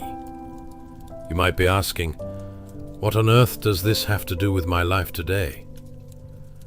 Well, buckle up, because if you're ready to see how charging horsemen inspired a little fellow named Alexander the Great, and how he turned four-legged friends into four-legged tanks, you're in for a wild ride. But first, a quick favor. If you're enjoying our stroll through the whimsically absurd past, hit that like button, subscribe, and drop a comment, but only if you feel inclined. No pressure here. I'm not asking for hearts, like your grandma asking if you've finally settled down. Just good vibes, people. So, let's set the mood. Dim the lights, switch on a fan if you're living the high life, and tuck yourselves into bed like a couple of plush burritos, ready for a cozy hibernation. Do you ever wonder how ancient warriors managed to ride into battle without losing their lunch? Or their pants? Or how they trained their horses to stop on a dime and spin as quickly as your ex during an awkward conversation? And what on earth did they do when a horse sneezed mid-charge? Spoiler, it's not what you think. Congratulations, you've just woken up in Mongolia, circa 390 BCE, where the grass is taller than your average electric bill, and the horses are about to put on a show that would make modern rodeo champions weep. Imagine a landscape that stretches endlessly, filled with wild winds that couldn't care less about your plans. Swaying grass whispering sweet nothings to the earth below, and a cacophony of galloping hooves echoing through the valleys. Let's talk about the Mongol cavalry, shall we? You'd think being a horseman was all about looking good in leather and mastering the lost art of spaghetti on horseback, which I'm pretty sure they didn't do, but it sounds fun. The truth is, these warriors were the unsung heroes of speed and strategy. Imagine a wedge formation come charging at you, long spears glistening in the sun like a bad taste jewelry commercial. They storm the battlefield, each rider perfectly synchronizing their movements like a military ballet. If ballet involved flinging a spear and inevitably contesting with the occasional wayward horse sneeze that sent half the formation rudely off course. Picture this. The air crackles with an energy that resembles the moment you realize your Wi-Fi is down, but with much less coffee and far more fur.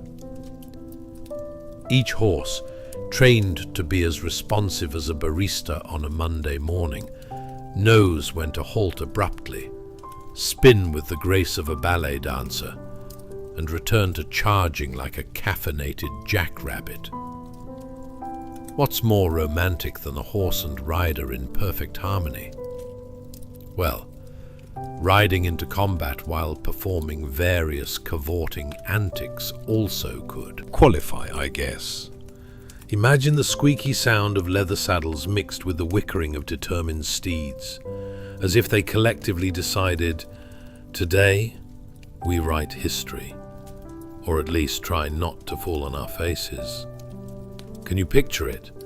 Hooves pounding against the ground, rumbling like the sound check for the loudest rock concert.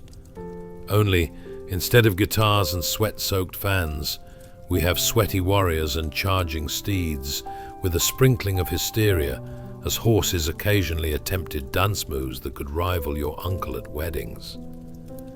At this point you might be thinking, what about a snack break during the fray? Like, cavaliers need fuel too, right? Oh, trust me, snacking mid-battle was a planned event as necessary as laxatives are after a family holiday feast. While charging down the enemy, you could almost hear their whispered prayers for a snack.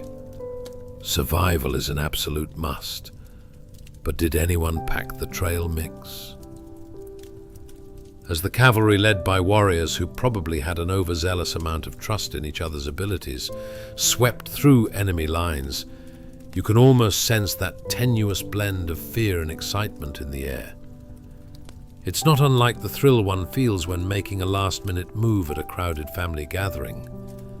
Oh boy, here comes Uncle Dave with the karaoke machine. Will we escape unscathed? Only time will tell. And let's think about the training these horses underwent. Would the modern equivalent be enrolling your dog in a how to behave during awkward situations class? Because I can assure you, precision training on horseback would blow dog obedience to the moon. Stop on a dime? Spin 180 degrees?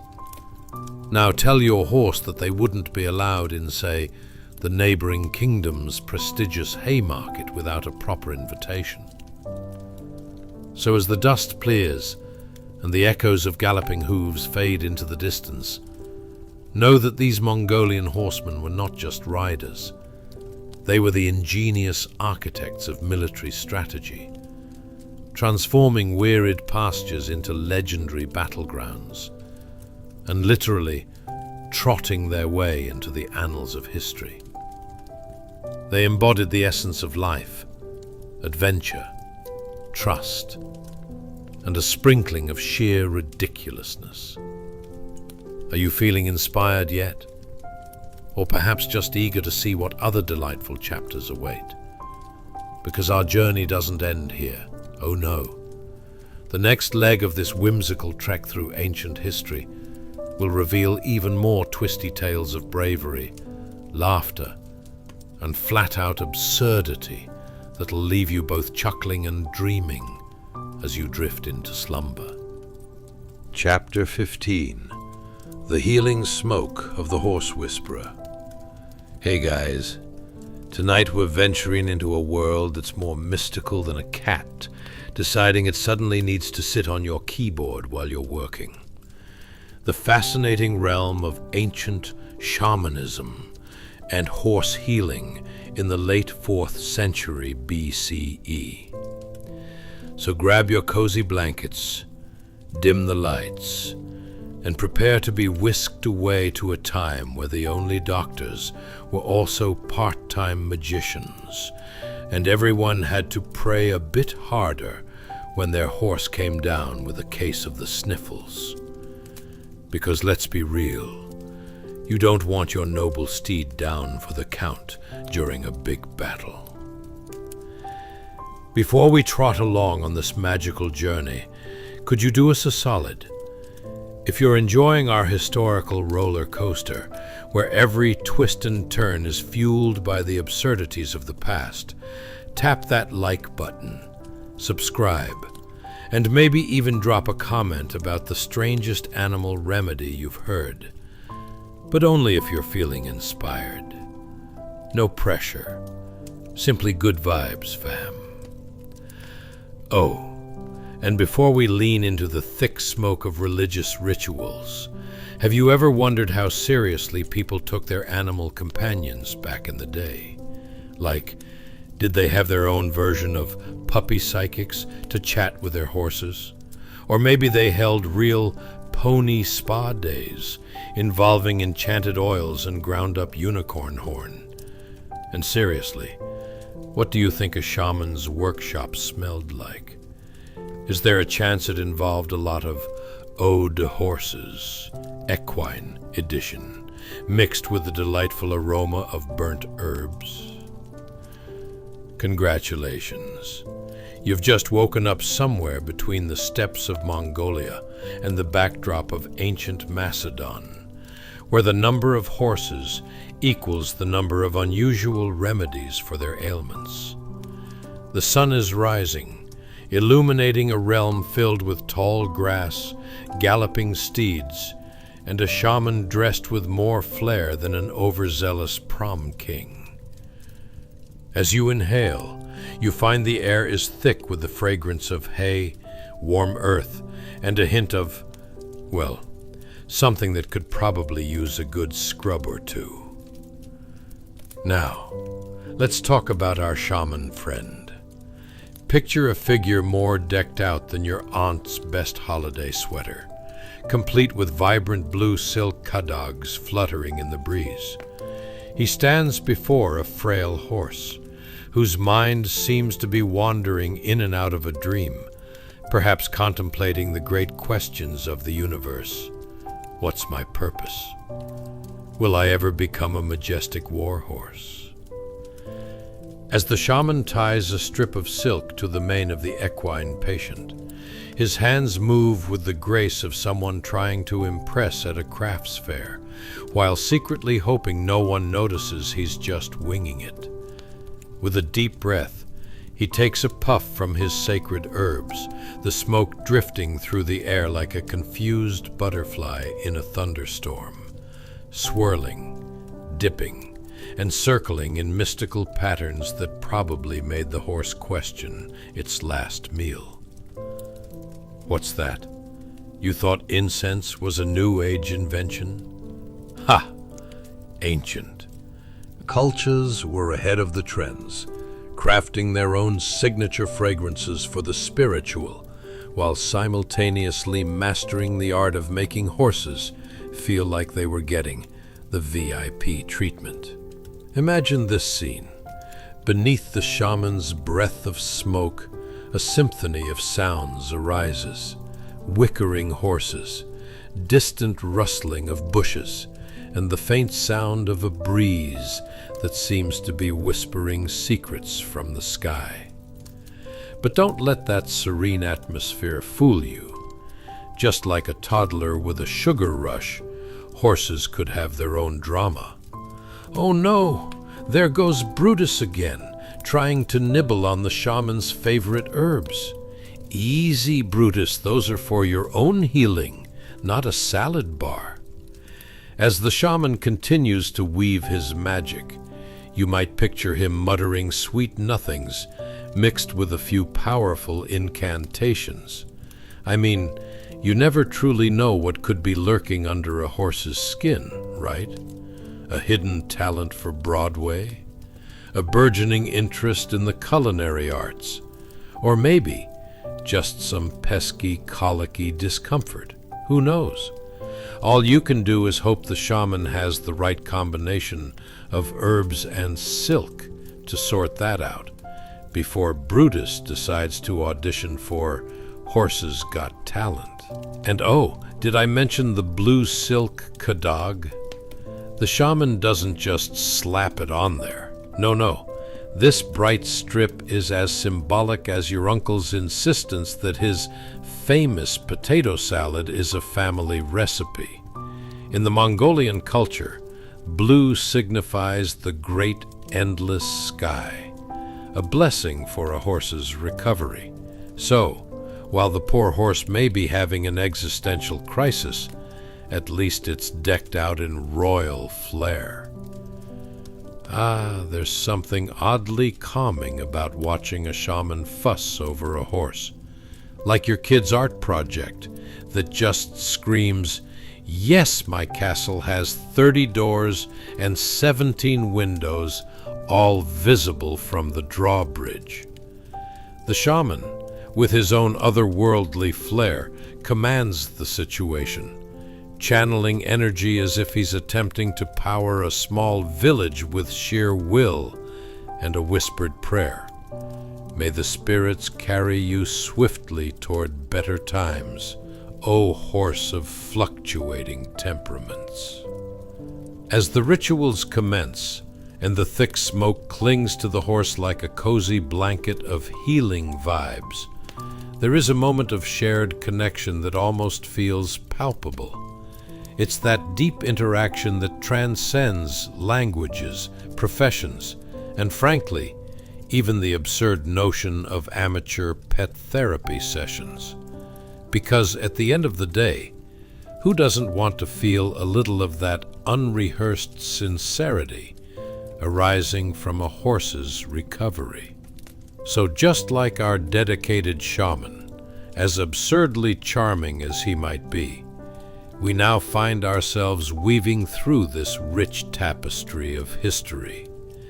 What began with a horse and a bit of silk has unfolded into a saga of friendships, healing, and a testament to the lengths we go for those we love, even if they happen to have 4 legs and an appetite for grass.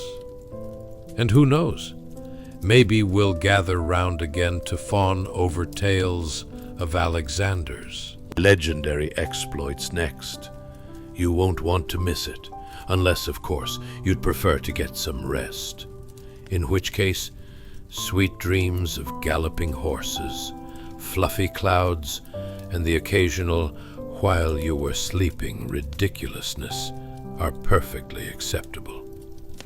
Sleep tight, my friends. Chapter 16. A Night on the Steppe with Galloping Dreams.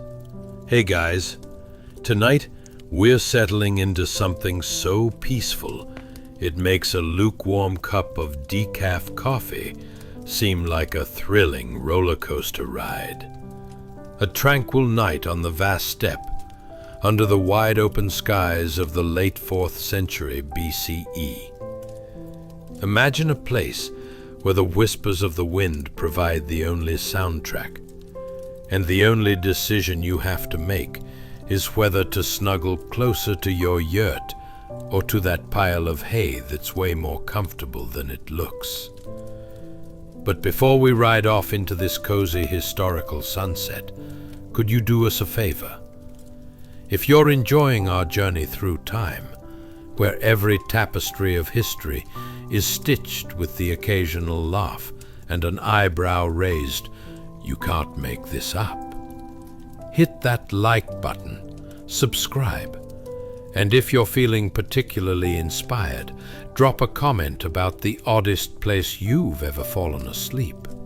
But only if you actually enjoy this. No pressure to start an epic debate about ancient naps.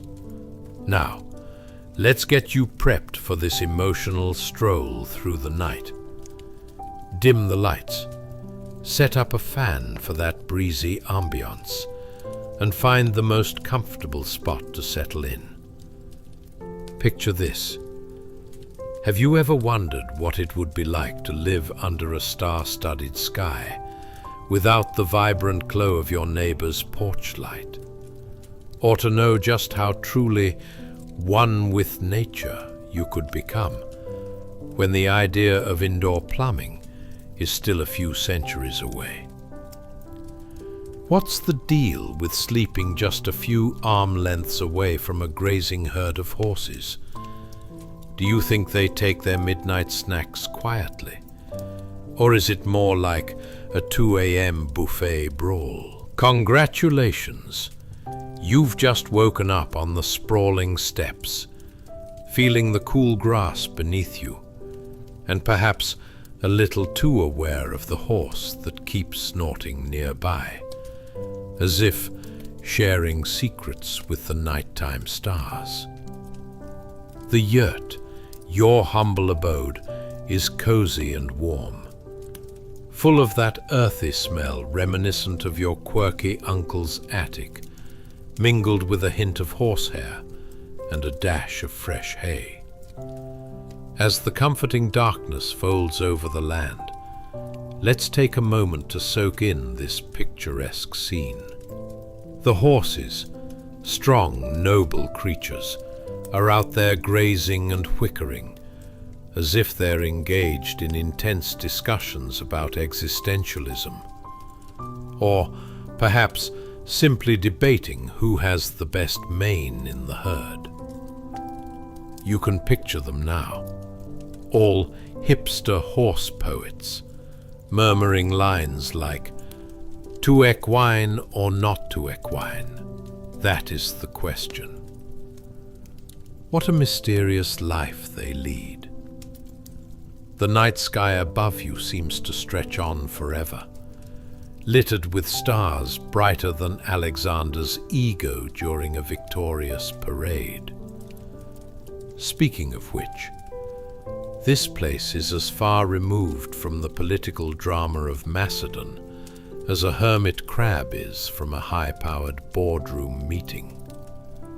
Out here, it's just you, the rhythmic sound of hooves crunching grass, and the gentle swaying of the yurt, which is as comforting as napping in your grandma's embrace.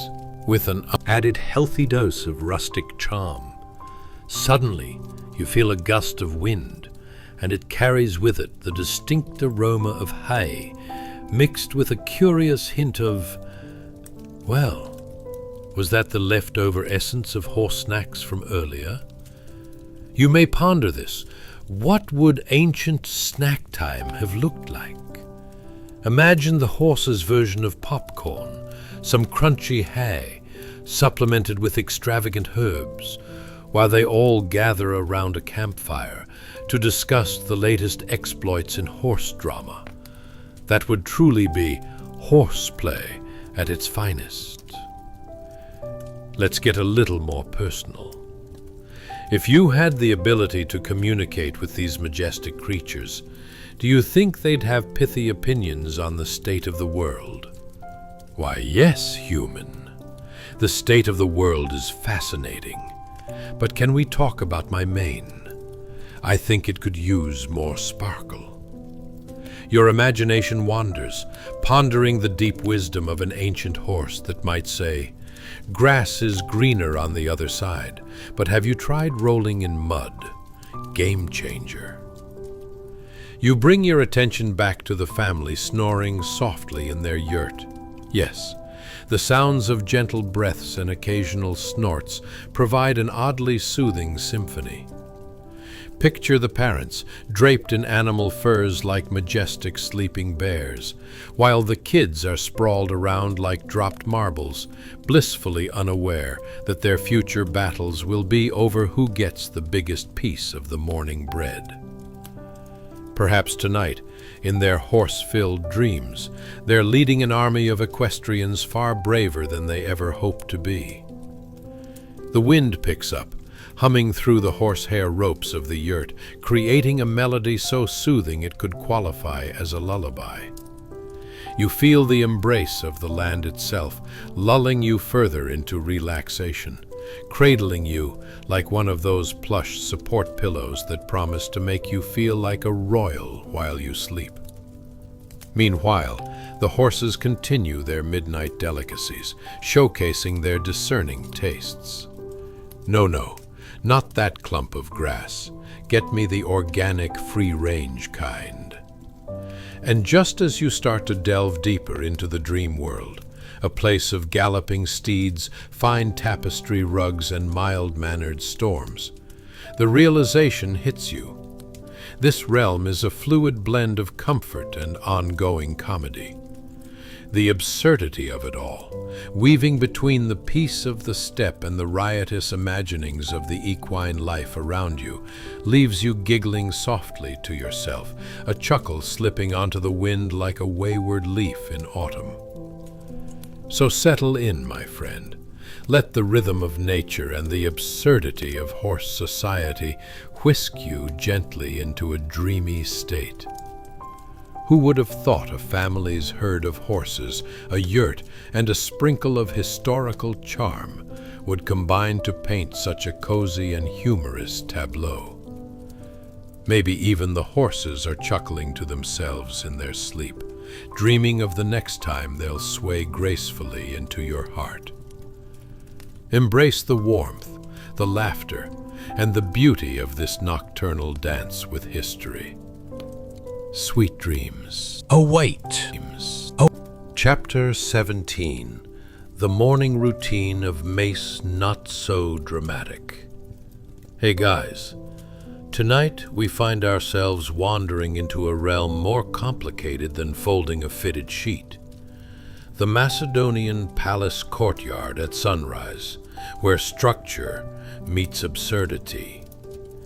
Imagine a place where noble sons, clad in confused expressions and tunics that could only be described as early bedtime chic, are elbow-deep in weapons, messages, and the daily drama of learning how to be future kings without actually getting killed in the process.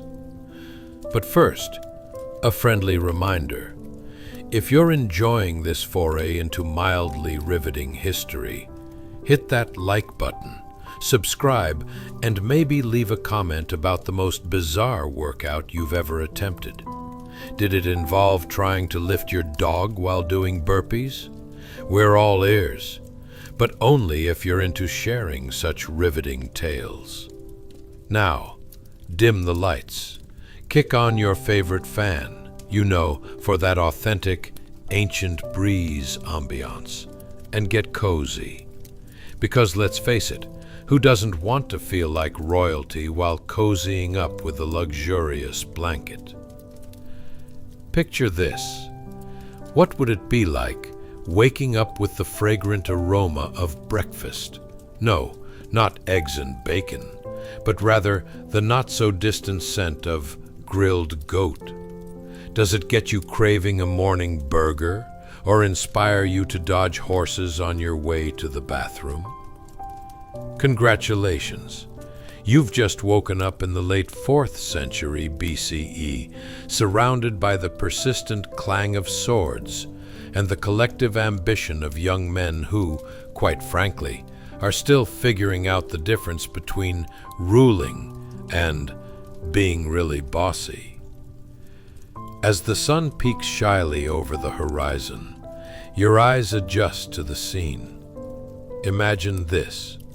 To the left, a group of paid Basileia royal pages, young noblemen in training, practicing their stoic expressions as if holding a world record for most intense gaze at nothing in particular. As the sun rises higher, the air fills with the sound of hasty footsteps. They're not quite running yet, seeing as they're all trying to balance impeccable postures while fetching weapons. Yes, you heard that right. They're basically the ancient world's original delivery boys, except instead of pizza, it's swords. And instead of tip money, there's the promise of not getting beheaded by their meticulously donned helmets. Discomfort abounds as the boys scramble, clutching their spears like toddlers, gripping their favorite toys at the grocery store. You can practically hear their inner dialogue. If I trip over this sword one more time, I might just feign a case of sworditis. Now, let's talk about their morning routine. You might assume breakfast is something dignified, but in this courtyard, it's more like a competition to see who can eat the fastest before someone else steals their last piece of honeyed bread. Ever wondered what happens when someone coughs at the breakfast table?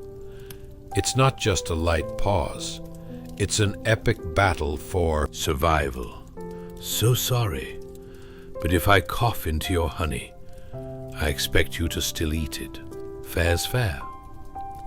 You might think their days would begin with the ceremonial pouring of ambrosia or the gentle strumming of lyres playing soothing melodies. Nope.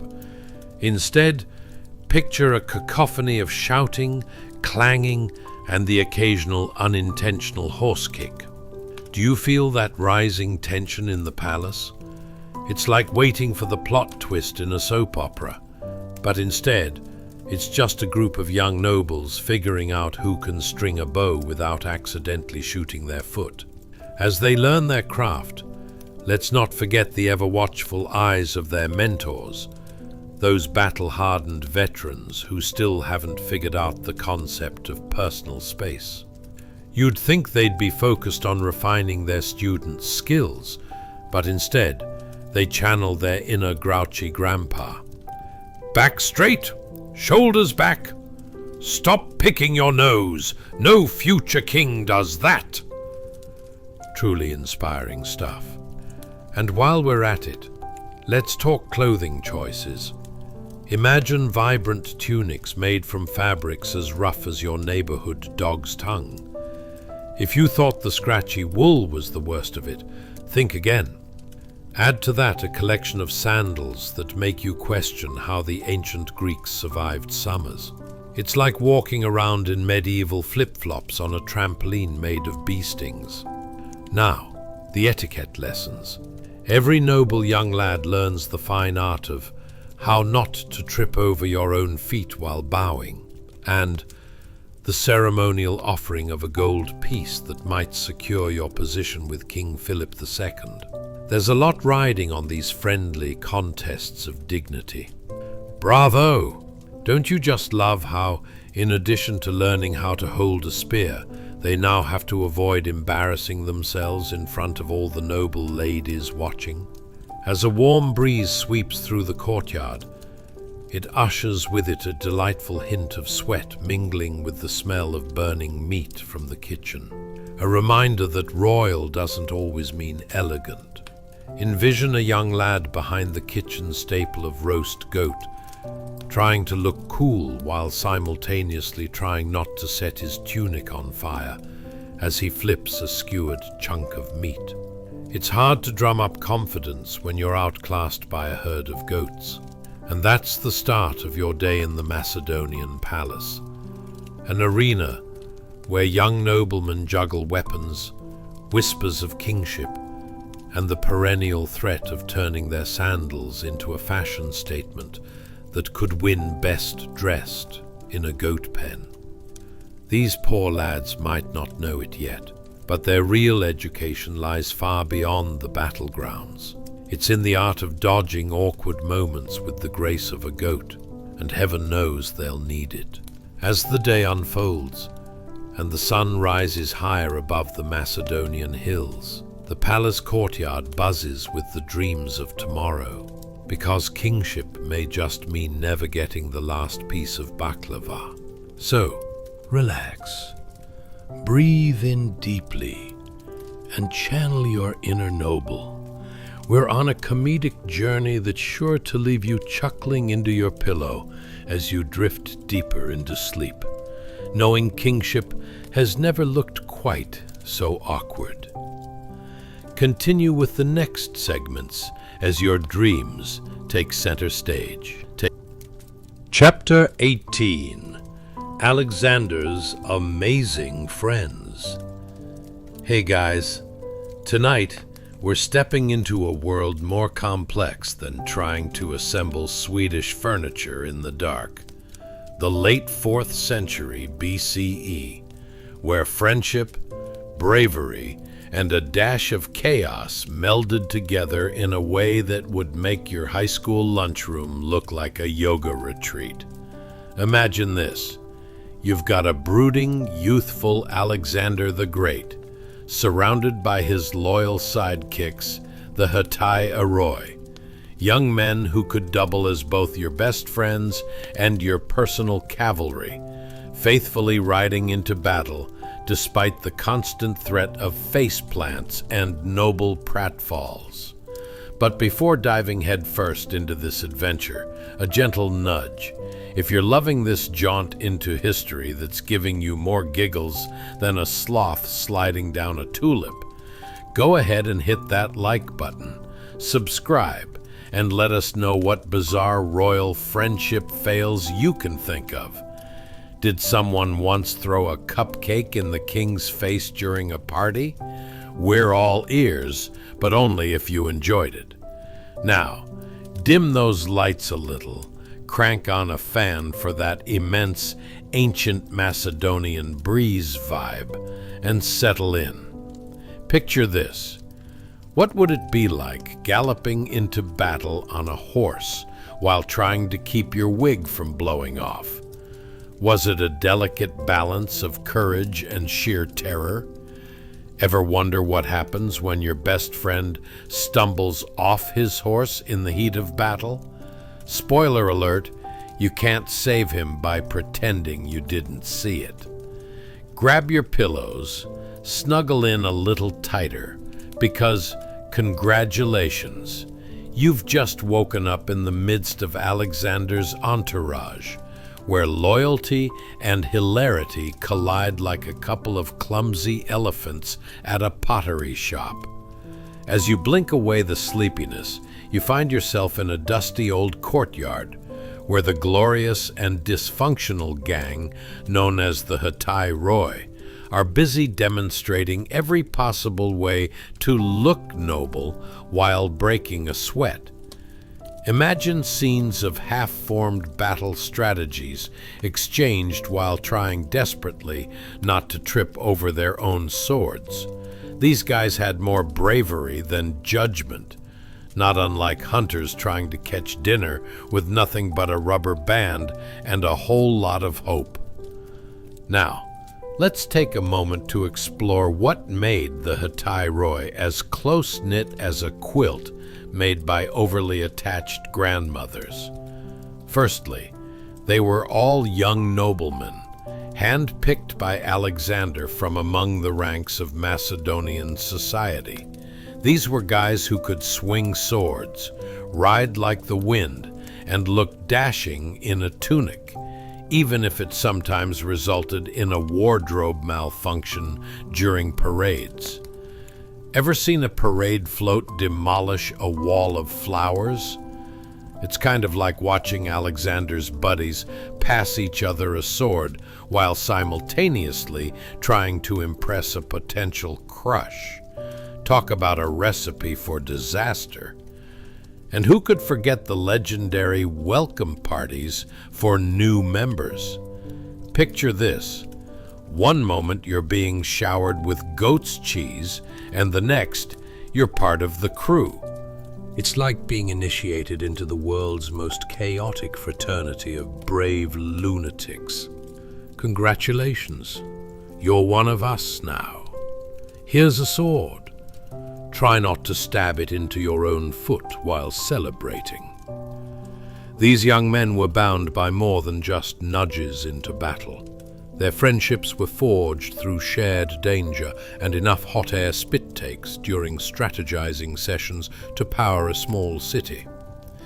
They had each other's backs so fiercely, it's as if they were playing an extreme game of human chess, where losing a knight meant your head ended up at a local market. Let's talk about how their bond was solidified through various escapades. Ever pulled a prank so good you highlighted a real friendship? Well, when Alexander and his crew figured out how to launch surprise mud bomb attacks on rival forces, it quickly blurred the line between strategy and sheer ridiculousness. The enemy, confused by the sudden onslaught of muddy footwear, couldn't help but contemplate if they were accidentally attending the world's first sloppy fashion show. And what about the battles? Ah, yes. The moment when you felt like you were starring in your own action-adventure movie. Intense music playing, enemies in sight, and the clatter of hooves beneath you. But then the reality sets in. Did someone seriously forget the spear? These blunders would transform valor into moments of accidental slapstick, all while holding the weight of destiny on their shoulders.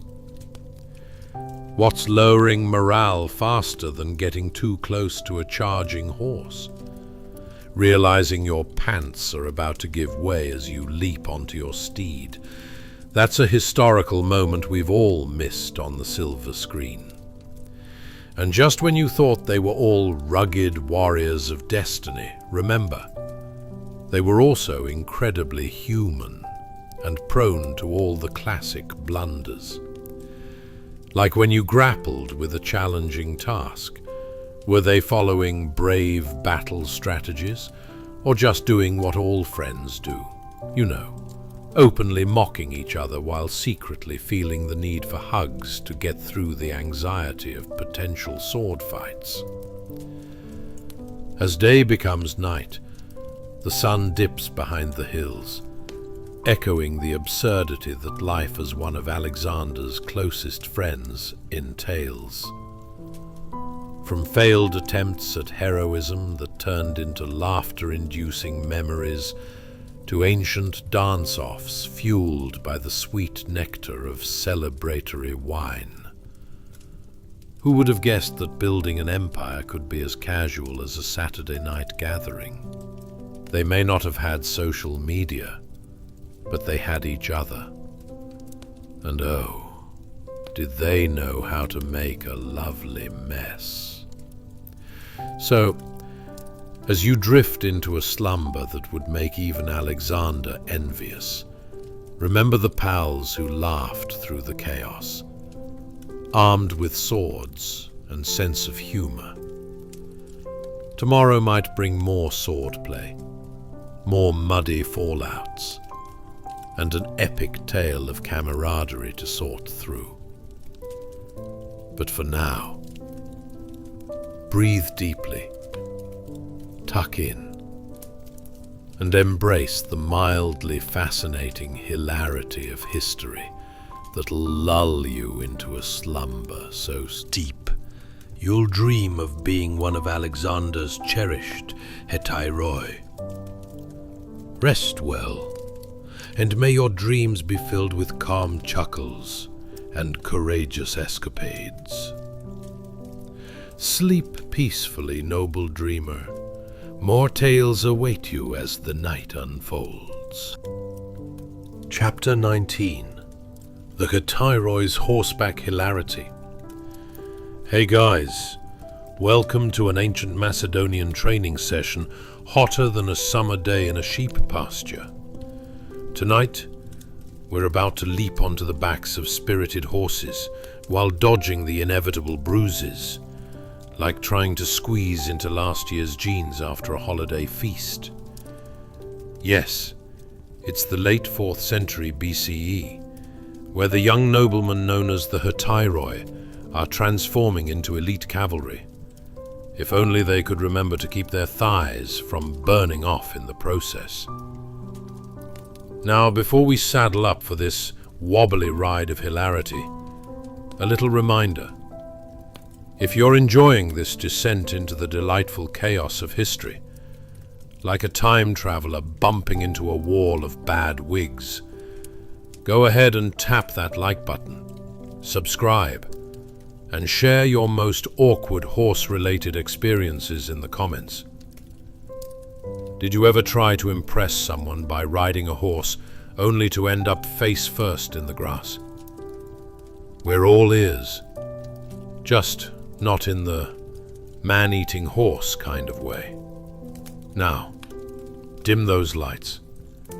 Maybe grab a snack that won't end up on the floor during our equestrian escapade.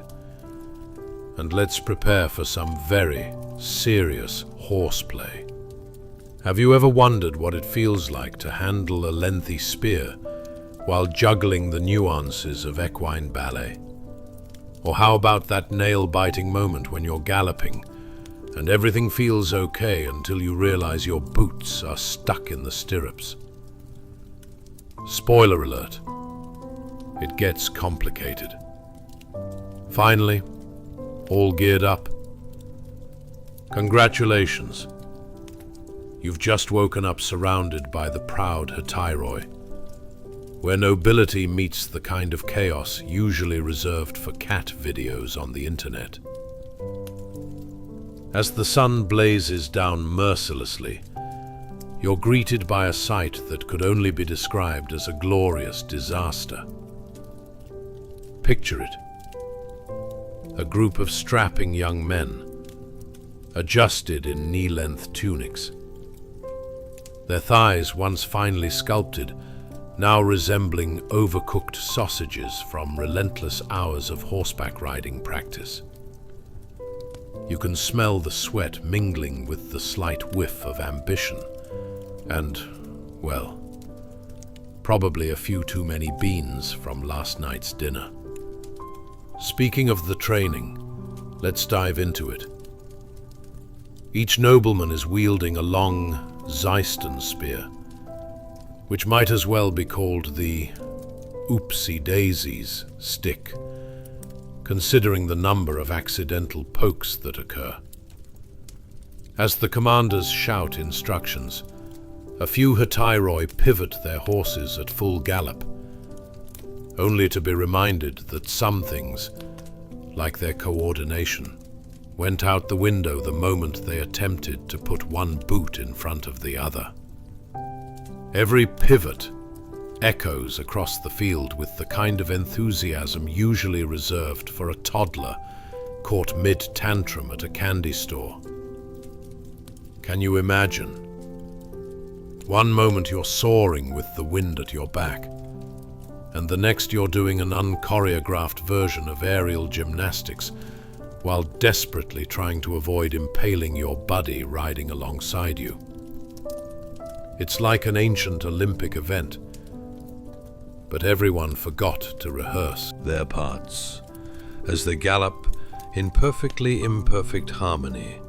The sound of hooves thundering against the beaten path is nearly drowned out by the ridiculous shouts of encouragement that only seem to serve as classic distraction tactics.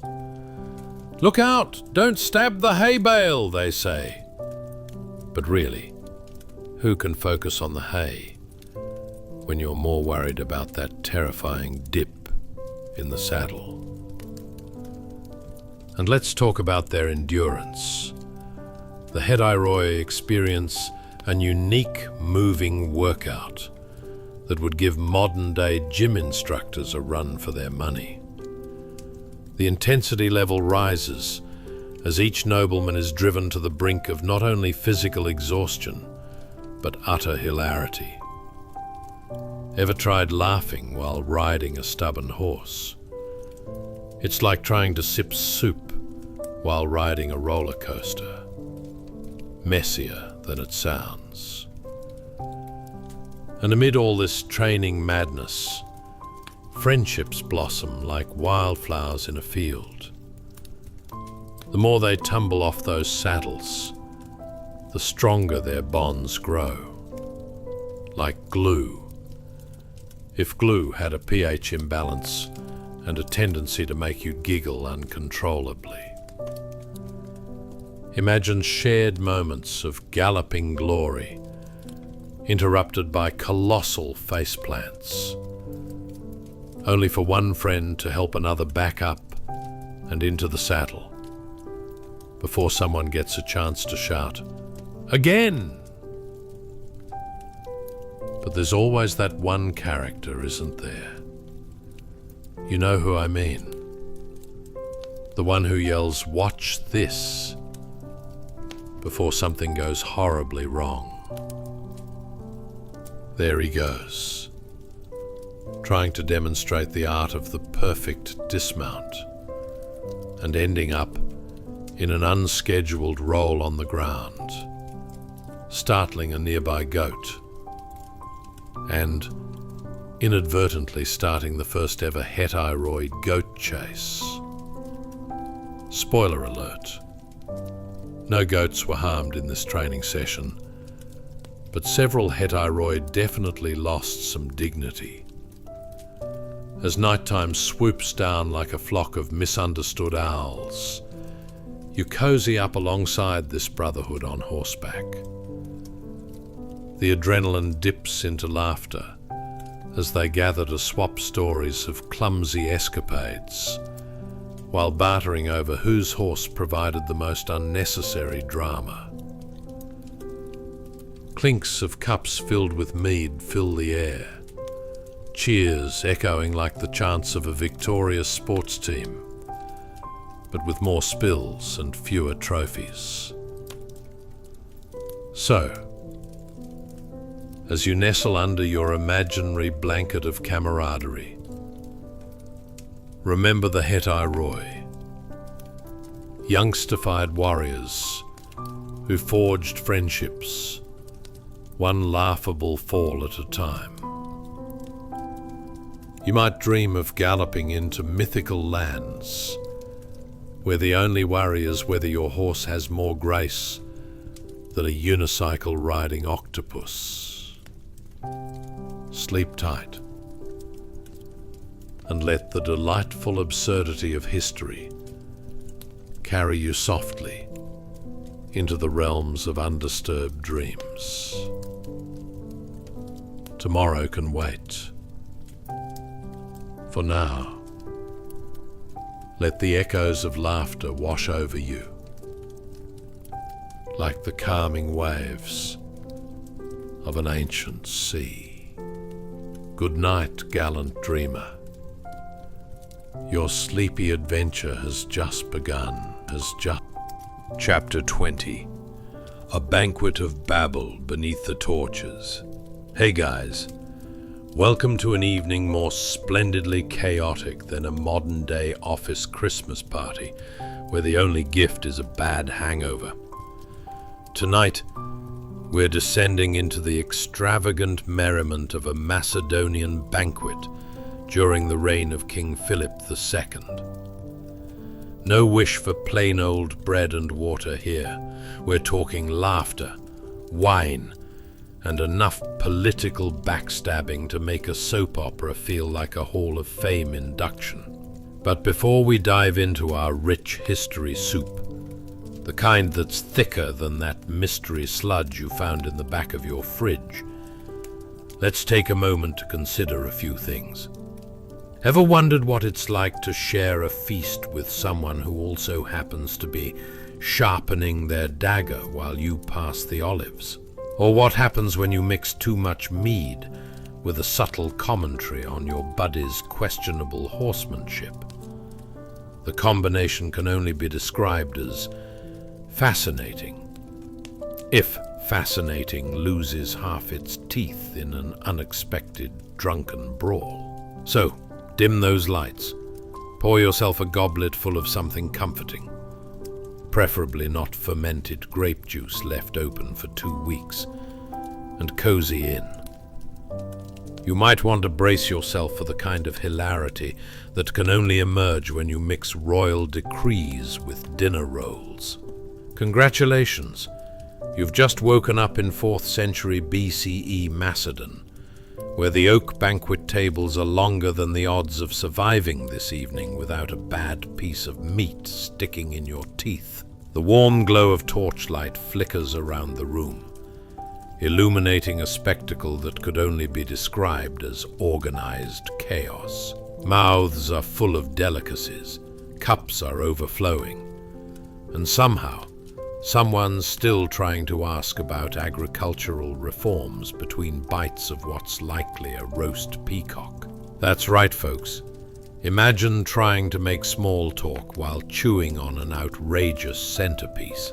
As you settle into this vibrant setting, you find yourself situated between soldiers whose bravery is only matched by their tendency to knight their cups every time the wine flows.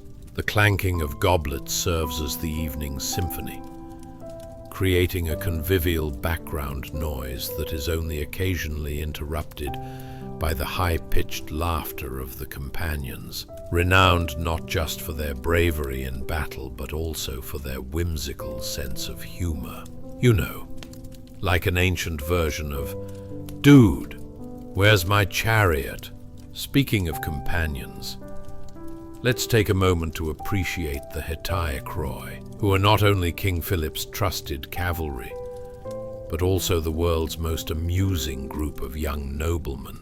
As you look around, you notice some attempting to outdo each other with tall tales about their last battle. One of them is adamantly trying to convince the group that he single-handedly took out an entire battalion of warriors, armed with nothing but a poorly aimed spear and a well-placed cow.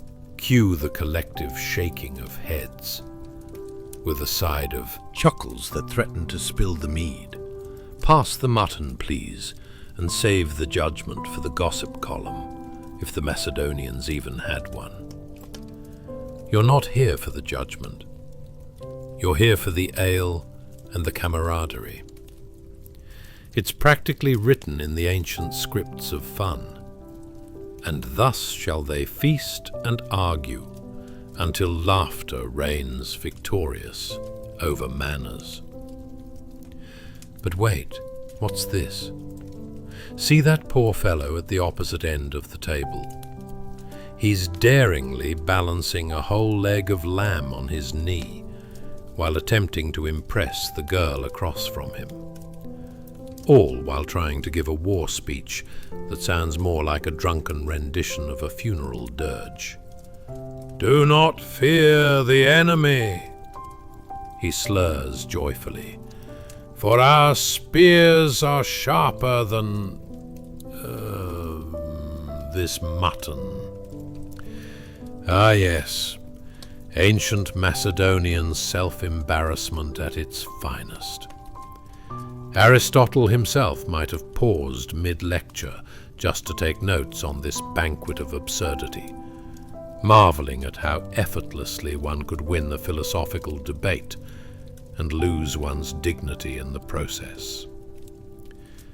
Now, the scent of spiced wine and roasted meats fills the air, mingling with the occasional whiff of burnt offerings that have likely ended up in the corner, charred and forgotten.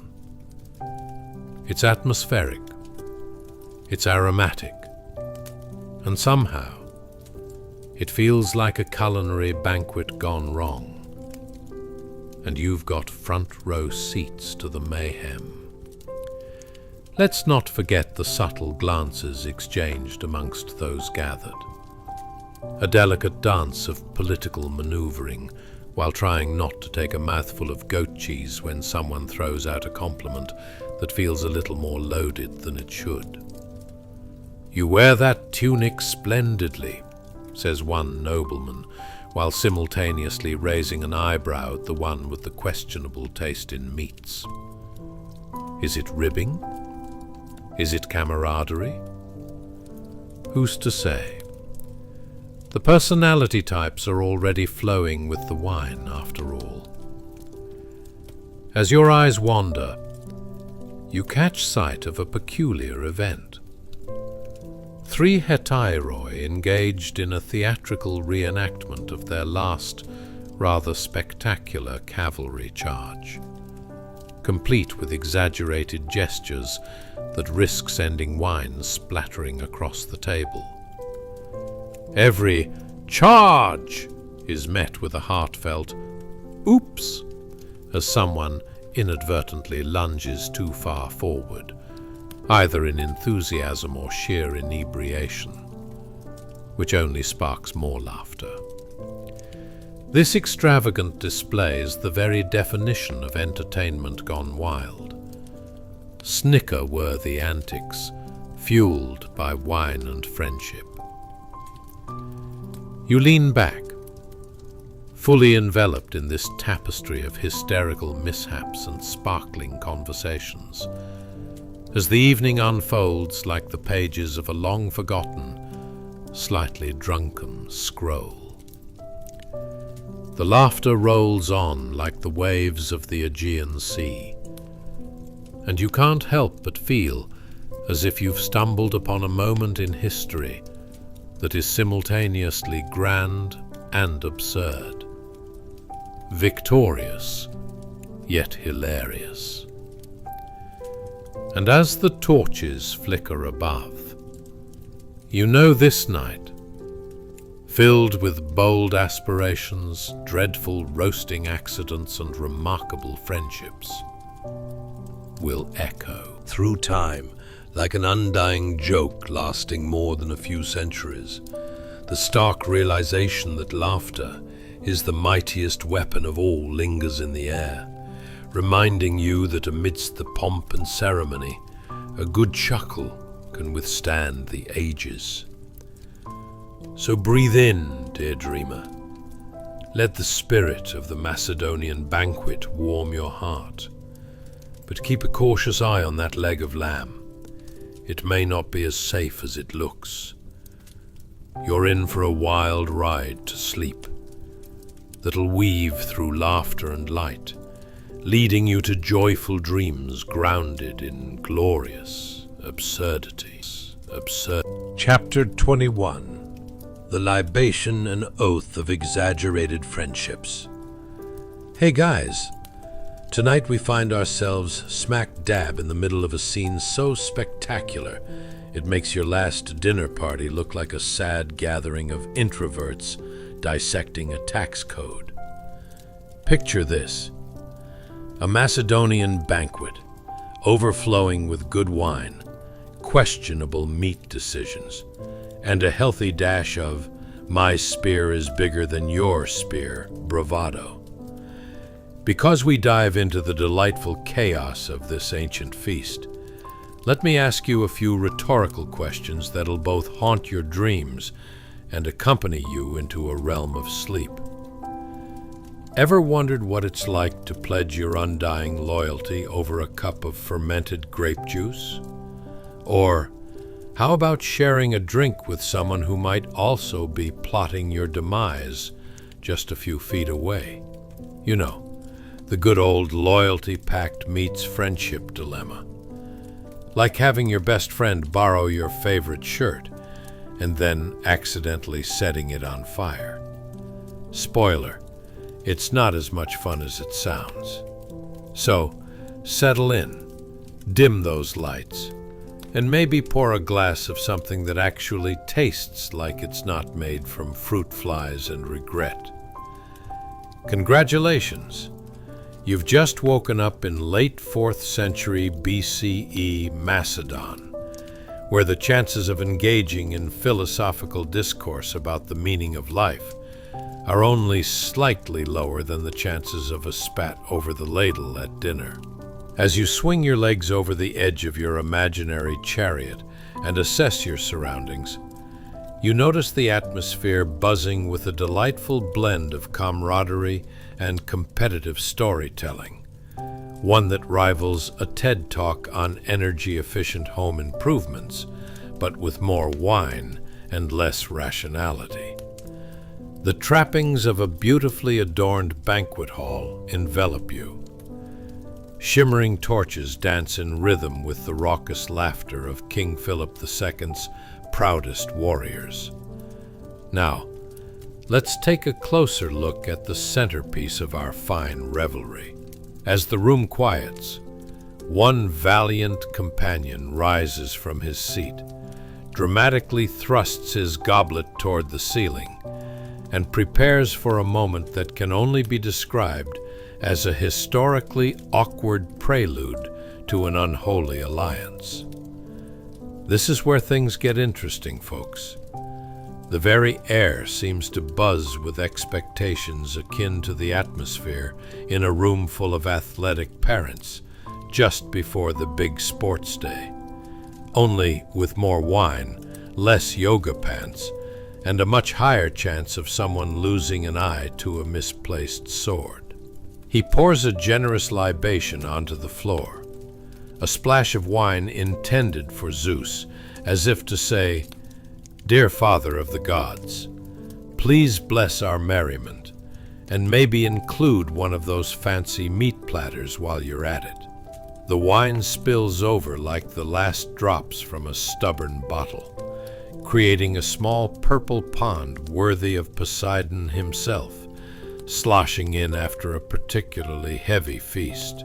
In a swirling dance of intoxication and solemnity, he lifts his goblet, offering a toast that rings through the hall like an off-key karaoke rendition of your childhood favorite. Eyes glisten with anticipation as he swears an oath of loyalty to King Philip, a commitment that, if taken in modern terms, reads closer to, "I promise not to tell anyone about that time you mistook the royal horse for a manticore." You can almost hear his internal monologue. "Should I make a joke about the last battle? No, too soon. All hail the king, and pass the garlic." You can't make this stuff up, folks. In response, the companions around the banquet join him, cups raised high. A motley crew of bravado, mixed with the nervous laughter of men aware that the kingdom's biggest threat might not only lie beyond its borders, but also in the next drunken bet made at the table. The sound of clinking goblets reverberates through the hall like a minuet performed by clumsy bulls in a china shop. A delightful cacophony. But let's not breeze over what this oath entails. It's not just about loyalty. It's a sworn fellowship that binds them tighter than your aunt's hugs at Thanksgiving, and just as dysfunctional. Picture a group of friends, their arms linked, swearing eternal allegiance while simultaneously plotting whose turn it is to handle the washing after the feast. "I swear to defend thee with my sword, and I promise to never remind you of that embarrassing moment you tripped while dismounting that horse." The air thickens with merriment, laughter swelling and crashing like waves on some absurdly beautiful coastline, accessed only by drunken sailors. This isn't just a dinner.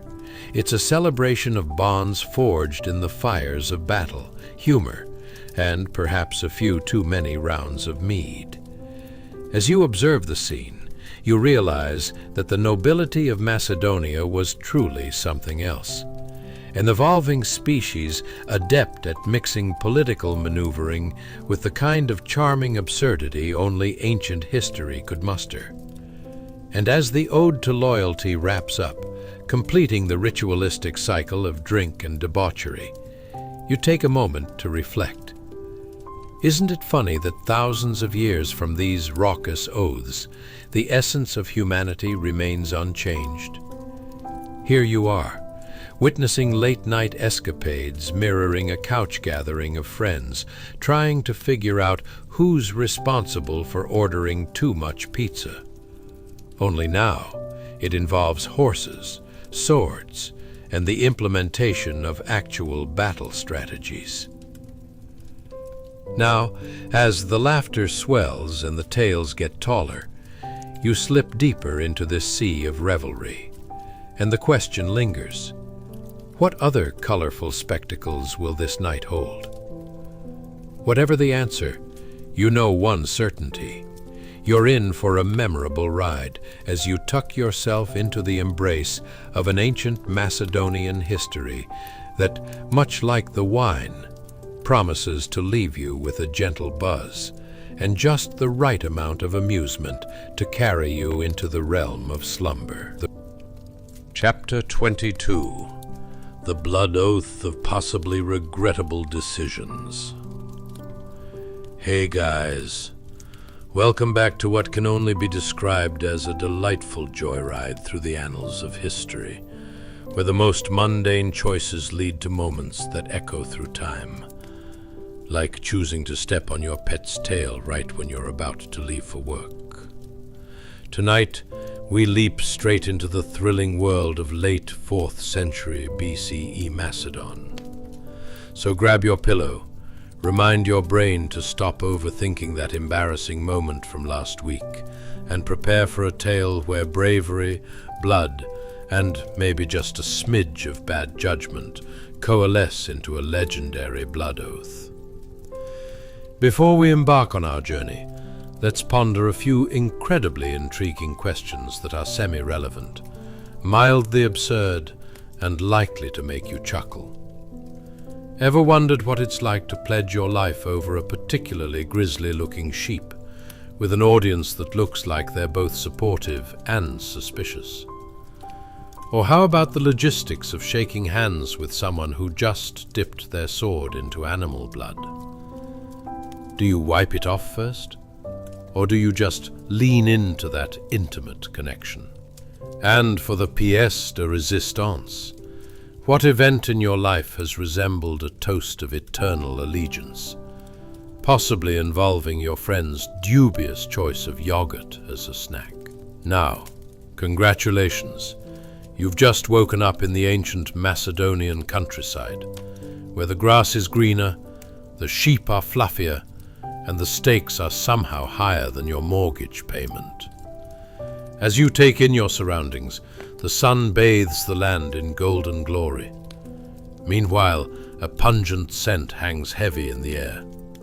A delightful bouquet of sweat, sheep, and the lingering aroma of oddly fermented cheese, just waiting to ruin a pleasant afternoon. Beneath the shade of a great oak tree, a gaggle of Alexander's closest companions gathers in a picturesque yet oddly chaotic circle, ready to engage in a ritual that's about as comforting as a blindfolded, high-wire juggling act in a hailstorm. A massive sheep stands before them, looking both regal and a little confused, a true testament to the power of peer pressure in the ancient world. You can almost hear the sheep thinking, "Excuse me, sirs, but I think there's been a tragic misunderstanding. I was just planning a peaceful evening nibbling on grass. But no, instead, it's about to become the centerpiece for a bonding ritual that would give a modern fraternity hazing a serious run for its money." Once the sacrificial sheep takes its final bow, without acknowledging the small audience waving their swords, an eerie silence falls, laden with anticipation that feels like the waiting room of a dentist who's recently read a book on paternal bonding. One of the warriors, bulkier than the average lumberjack and sporting a beard that could easily house a family of birds, steps forward with a sword that gleams menacingly in the sunlight. He lowers the blade, not to chop any wood, but to dip the tip into the sheep's blood. Yes, folks, you heard it right. They're sealing a covenant that's as much about loyalty as it is about questionable life choices. It's like saying, "I do" at the altar, while someone's whispering, "Are you sure about this?" over your shoulder. Now imagine a nonchalant gathering of modern-day friends. Picture them, oven-mitt-clad, drinking wine out of mugs, as they dip their spoons into a bowl of melted cheese instead of sheep blood, all while solemnly declaring their undying ardor for each other's Netflix passwords.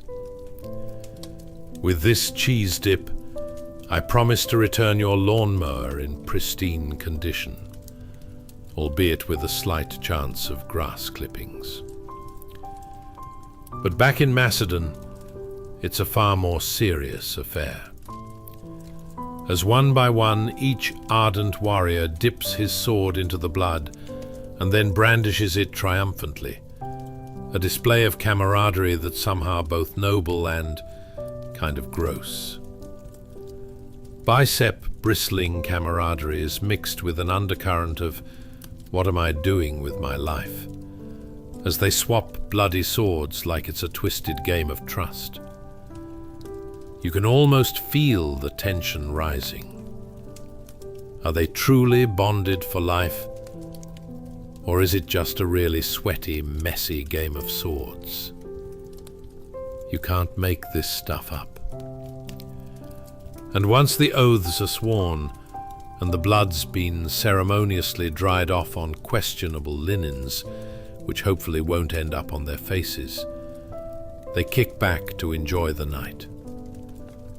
Kind of like how modern friends would after hiring an overpriced taco truck for a party.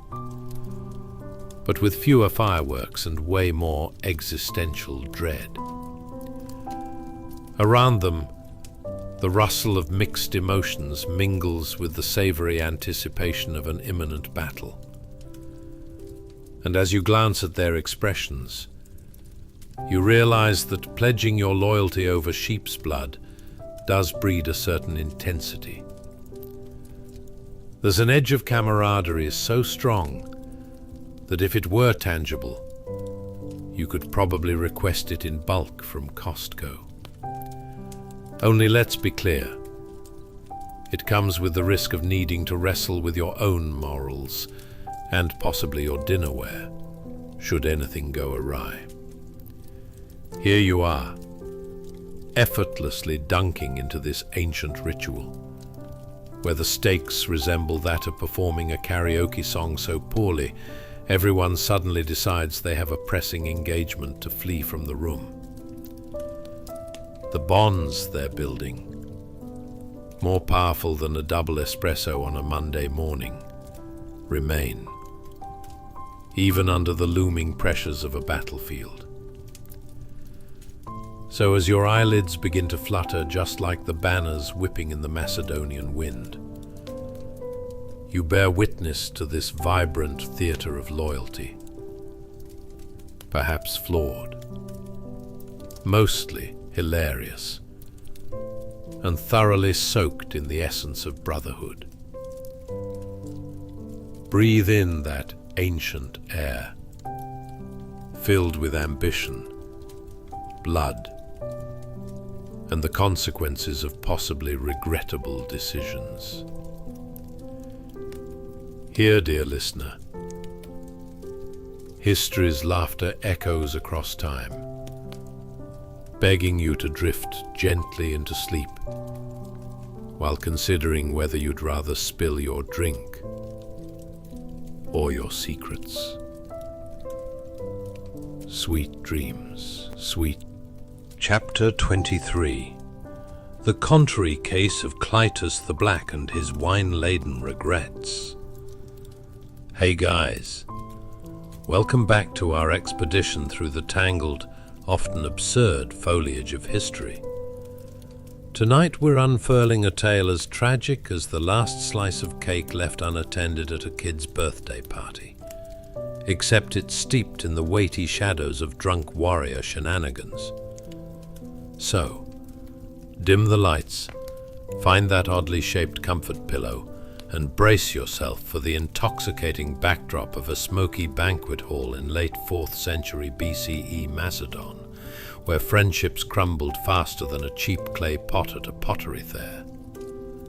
Now, tell me, dear listener, have you ever witnessed a fight over a game of charades escalate way beyond the imaginary fruits and vegetables? What's your official policy on drunken apologies? Do they count if they're shouted across a crowded room covered in a haze of smoke and odd smells? And while we're at it, how do you imagine making friends with a guy named Clytus, whose modesty is only overshadowed by his fondness for wine? Do you consider your life choices? Because, spoiler alert, you should. Congratulations! You've just woken up in a banquet hall circa 328 BCE, where the air smells like a fermented accident, and the floor is a veritable mosaic of spilled wine, past appetizers, and the occasional errant olive. The candlelight flickers, casting shadows of warriors against the walls, every expression gloriously illuminated right until, shocker! It reveals that many of those warriors just happen to be really bad at adulting. The scene crackles with tension. Picture it.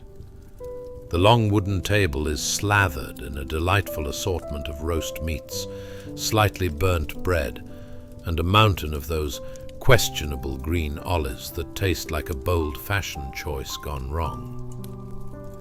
Clytus the Black, so named for both his striking features and possibly his soul, leans back, raucously tossing a few more cups of wine down his throat like a carnival worker at a closing time sale.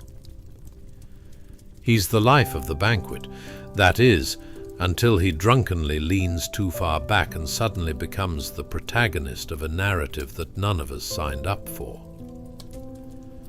Now, if you had hoped for a sensible gathering, I'm afraid you're woefully mistaken. The room is fraught with raucous laughter and spirited arguments. Someone suggests Clytus is just a tad too confident for his own good, possibly akin to showing up at a costume party as a pirate while everyone else embraced the semi-formal theme.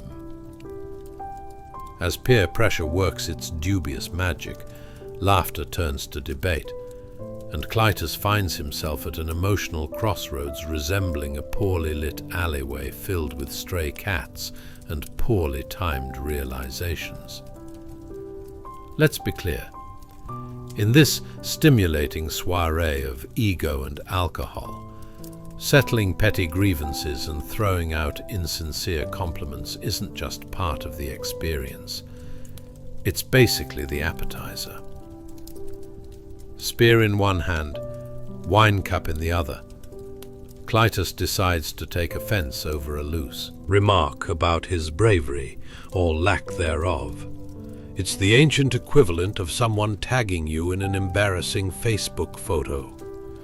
One minute you're laughing, and the next you're shouting things you probably shouldn't. In a flash of insight that's also fueled by wine, Clytus is both courageous and, let's be real, utterly reckless. Now, a question for you. What's your favorite dramatic twist in a bad rom-com? Usually, it leads to delightful misunderstandings, right? Well, throw those expectations out the window, because in this tale, things don't come with a happy ending, or at least not one you'd write home about. The assembled warriors swarm like bees around honey, each man egging Clytus on. Spear meets squabble, and suddenly the banquet hall transforms into an arena, not quite the gladiators of old, but closer to an awkward family reunion where everyone still wants to feel like a hero. Clytus, spurred by liquid courage and his own battle cries, loses track of reason in the valiant game of machismo. With a crescendo of shouts that could make a modern-day bar brawl seem dignified, Clytus lunges forth. The spear that lays abandoned beside him, oh, the irony, finds itself thrust into a dampened evening's finale, faster than an overconfident comedian's punchline flops at an open mic night. It truly is the kind of scene that could be better captured in a sitcom, where the only thing missing is a live studio audience gasping in disbelief. The moment hangs heavy in the smoky atmosphere, much like that sad leftover quinoa salad you promised yourself you'd eat this week. Silence envelops the hall, masking the chaos that abruptly shifts into something far too serious. It serves as a stark reminder that sometimes bad ideas multiply like rabbits in a barn, especially when fueled by alcohol. A valuable lesson that ages like fine wine, which is to say, it likely won't. And just like that, the vibrant revelry turns into the clang of armor and shocked cries, leaving a bitter aftertaste hanging in the air, like that regretful third helping of mystery casserole from last week's potluck. Amid the silence, one cannot help but think what might have transpired had Clytus simply challenged his adversaries to a round of board games instead. As you drift off, dear listener, remember this pivotal and yet tragically ludicrous moment in history. Clytus may have found himself at the edge of an illustrious career, but alas, he also discovered a universal truth. Sometimes, when you decide you're a valiant hero, you just might end up as a cautionary tale, sprawled out on a banquet floor, with various folks waving spears and shouting, "Well, that escalated quickly." Sweet dreams, and may your friendships always be free of spears and regrettable choices. Chapter 24, The Daring Drill of the Hittite Cavalry. Hey guys, welcome back to another delightful descent into the enchanted, yet seldom glamorous, roots of history. Tonight we're diving headfirst into a tale more exhilarating than finding the last slice of pizza in the fridge after a long day, but with just as much grease, gallantry, and a hint of danger. Picture this. Cavalry so excellent they make your average troop look like they're trying to ride a bike with training wheels. Yes, tonight is all about the Hittite, the trusty companions of none other than Alexander the Great. But before we gallop forward into this dramatic saga, let's take a moment and ponder some pressing questions. Have you ever wondered what it would be like to charge into battle, wearing a shiny bronze breastplate the size of a small car, while your friends transform into a mirror image of your favorite superhero? Why wouldn't you want your closest mates to be your ultimate backup while watching your back from a flanking maneuver? And who would ever get tired of asking their friends for directions? With spears. Now dim the lights. Kick the cat off your lap. Don't worry, it'll forgive you. And settle in comfortably as we whisk you away. Congratulations! You've just woken up in late 4th century BCE Macedon, where the air is thick with the scent of sweat, leather, and the unmistakable aroma of impending glory. Are you feeling heroic yet? Good. Let's talk about the cavalry. Your new reality is filled with men adorned in intricately designed bronze armor. It's not just for show, mind you. It smells astonishingly like a combination of victory and varnish. You can practically hear the clanking sounds of metal.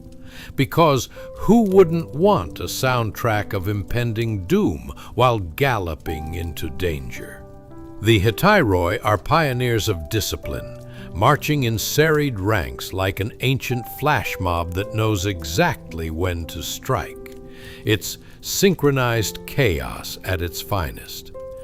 Imagine, if you will, a glorious morning where you and the Hetairoi gather on your trusty steeds, their manes flowing in the warm Macedonian sun like they just stepped out of a shampoo commercial. And they call you the most loyal of friends, which is a euphemism for the one who definitely knows where all the best taverns are. Sure, standing shoulder to shoulder with such esteemed warriors might seem intimidating, but between you and me, you've mastered the art of blending in. It's like pulling off a particularly daring fashion statement that your friends just can't help but admire. As you prepare for battle, the air grows charged with anticipation. It's akin to the moments leading up to a poorly planned escape room. Everyone's winding themselves up, cross-examining last-minute battle strategies instead of asking if anyone remembered to pack the snacks. I mean, you wouldn't want to be caught without your second breakfast, right? It's vital to remain fueled if you're about to ride into a full-on clash of swords and shields. Not to mention, injuries can easily lead to poor dietary choices in the aftermath. At the heart of it all lies the formation, the wedge, the great triangular spearhead cutting through the battlefield like a hot knife through butter, except this butter is made of pure enemy despair. As the horsemen advance, picture the glint of bronze armor striking fear into the hearts of their foes like a glare from an ex-girlfriend in an awkward grocery aisle encounter. You can almost hear the whisper of, "Oh no, not them," wafting through the ranks of opponents like an unsettling gust of wind. And oh, the sound of charging hooves. It's nothing less than thunder rolling across the landscape, except instead of nature, it's a group of men dressed to impress and wielding shiny spears, not your average Saturday morning joggers, that's for sure. You can feel the ground shake beneath you as the Hetairoi sputter and blur in motion, precision embodied, like a comedy troupe trying to coordinate a group dance to Uptown Funk. It's impressive how they make discipline look so fun.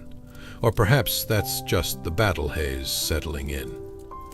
But alas, dear listener, there's a dark twist lurking between the heroic feeds of reality. You can only maintain that brave facade as long as your steed knows its way. Imagine losing track of the entire formation, only to look over and see your beloved horse nonchalantly snacking on some wild grass while chaos erupts around you. It's not exactly heroic when you're left questioning whether battling is just a really intense form of equestrian competition. Will my horse win the dandelion contest? Now, fast forward. The enemy stands proud. You can see their banners fluttering like suspiciously colorful kites thrown into the wind. And suddenly, the battle rages on, an explosion of sounds mixing with much gnashing of teeth.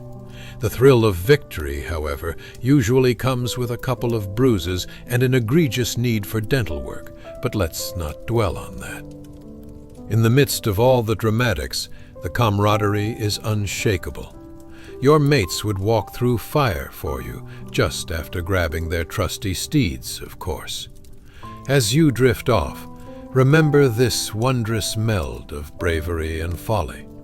The Hetairoi cavalry may have ridden into some grand battles, but at least they had each other, the fearlessness of friends, and the never-ending supply of dramatic flair. And let's be real, a cavalry charge doesn't just stop mid-battle for a good laugh over someone's comically low-riding helmet. So rest easy, dear listener. Knowing history indeed gave us some charging warriors who somehow managed to look fabulous while doing so. Sweet dreams, and may you always find your perfect wedge of friendship along life's galloping path. Chapter 25. The Banquet of Brothers-in-Arms. Hey guys, welcome back to yet another cozy foray into a peculiar yet sometimes hilarious slice of ye olden history. Tonight, we're diving into something even warmer than the last slice of your mom's homemade lasagna. The lavish banquets of ancient Macedon. Yes, that's right. Prepare to feast your imagination on tales of grandeur, laughter, and poetic drunkenness more intoxicating than blending a cocktail with the unmeasured enthusiasm of a puppy in a lemonade stand. Before we dig in, have you ever wondered what it'd be like to attend a party only to realize the only drink option is fermented grape juice? Or, how's this for a thought? What if every toast sounded more like a Shakespearean soliloquy than a casual clink of glasses? And let's not forget the delightful dilemma of trying to dodge awkward questions from long-lost friends about your life choices, while feasting on questionable meats and mystery sauces. What in the world was that last dish made of? Spoiler, it wasn't chicken. Now, dim the lights, settle in comfortably on your couch, or throne if you're feeling particularly regal, and let's whisk you away. Congratulations, you've just woken up in 4th century BCE Macedon, where the clinking of exquisite silverware against earthenware and the aroma of roasted lamb fills the air like a fragrant hug from your grandmother after a long trip. It's time to talk about the banquets of King Philip II and his son, the illustrious Alexander. Imagine it. Sumptuous tables laden with offerings fit for gods, or at least your slightly snooty rich uncle. The decor is nothing short of epic, a riot of colors that would make a peacock blush. Golden goblets gleam under the flickering light of oil lamps, their flames dancing like a group of enthusiastic Greek dancers at a wedding. You know, the ones who really get into the music. First, inhale deeply. The rich scents of roasted meats mingle with herbs and spices that may have been pilfered from every known merchant in the Mediterranean.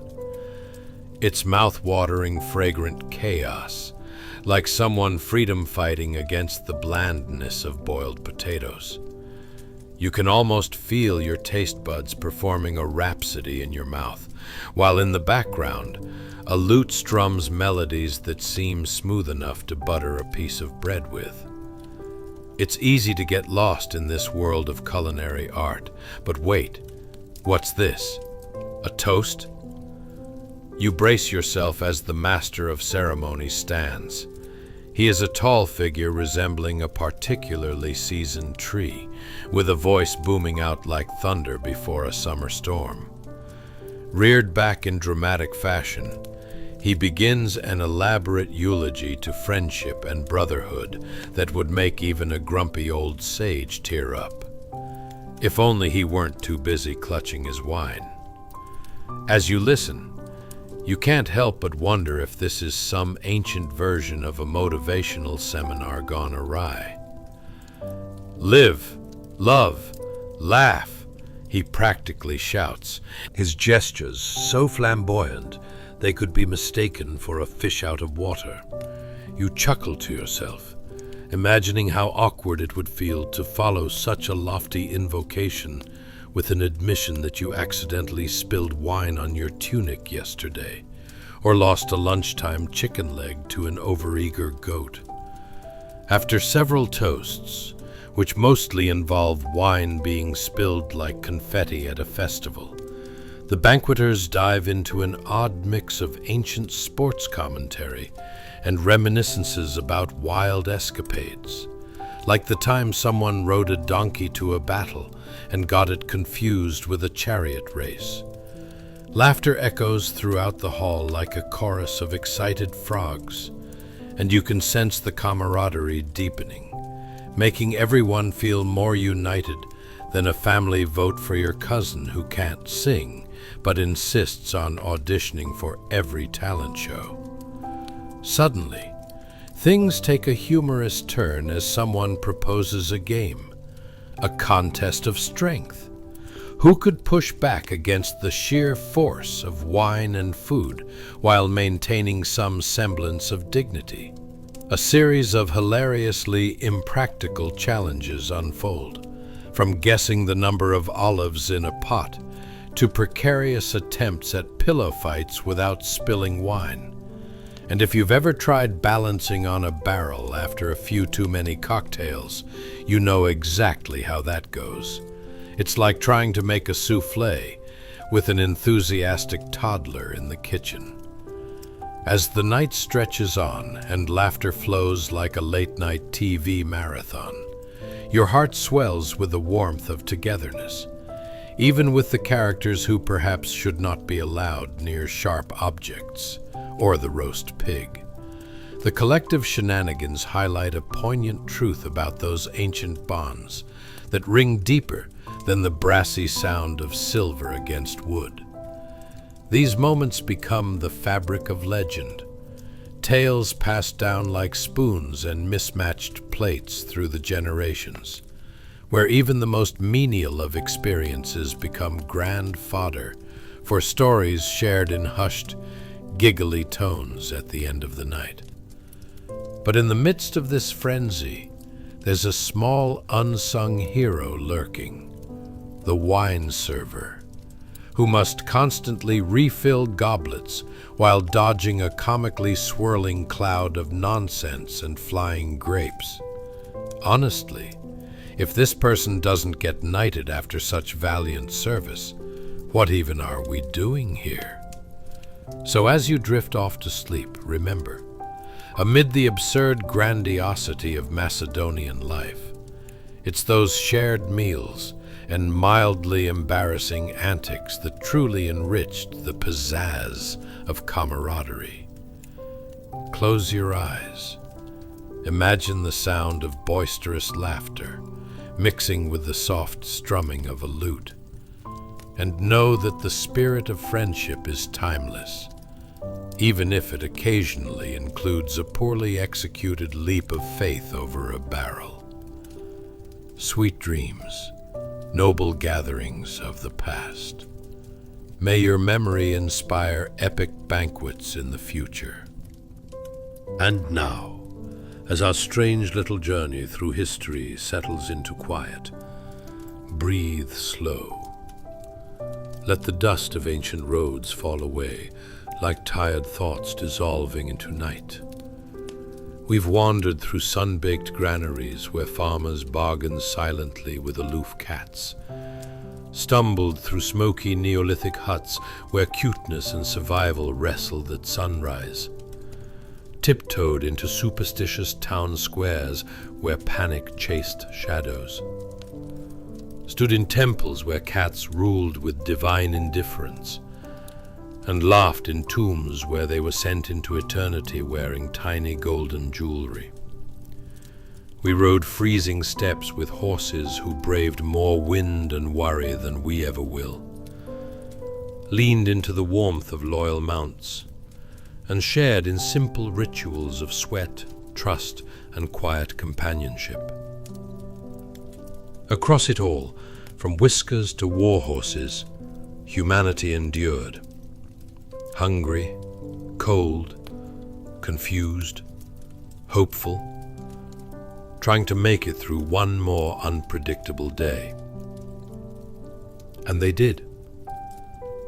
They survived wolf-haunted nights, bitter winters, stubborn grain, and questionable food. They found humor in hardship, courage in closeness, and warmth in the oddest places, even in the indifferent flick of a cat's tail. So tonight, honor them, these tired souls of the past who walked so we could stretch, yawn, and complain about Wi-Fi speed. We are lucky, wrapped in blankets instead of wool tunics, drifting to sleep in safety rather than guarding grain with anxious eyes. Feel grateful for soft pillows, steady heat, clean beds, the quiet hum of modern life. Let your body rest. Let your breath deepen. Let the centuries fade into silence. You're safe. You're warm. You've explored enough for one night. Close your eyes and drift gently into peaceful sleep. Good night.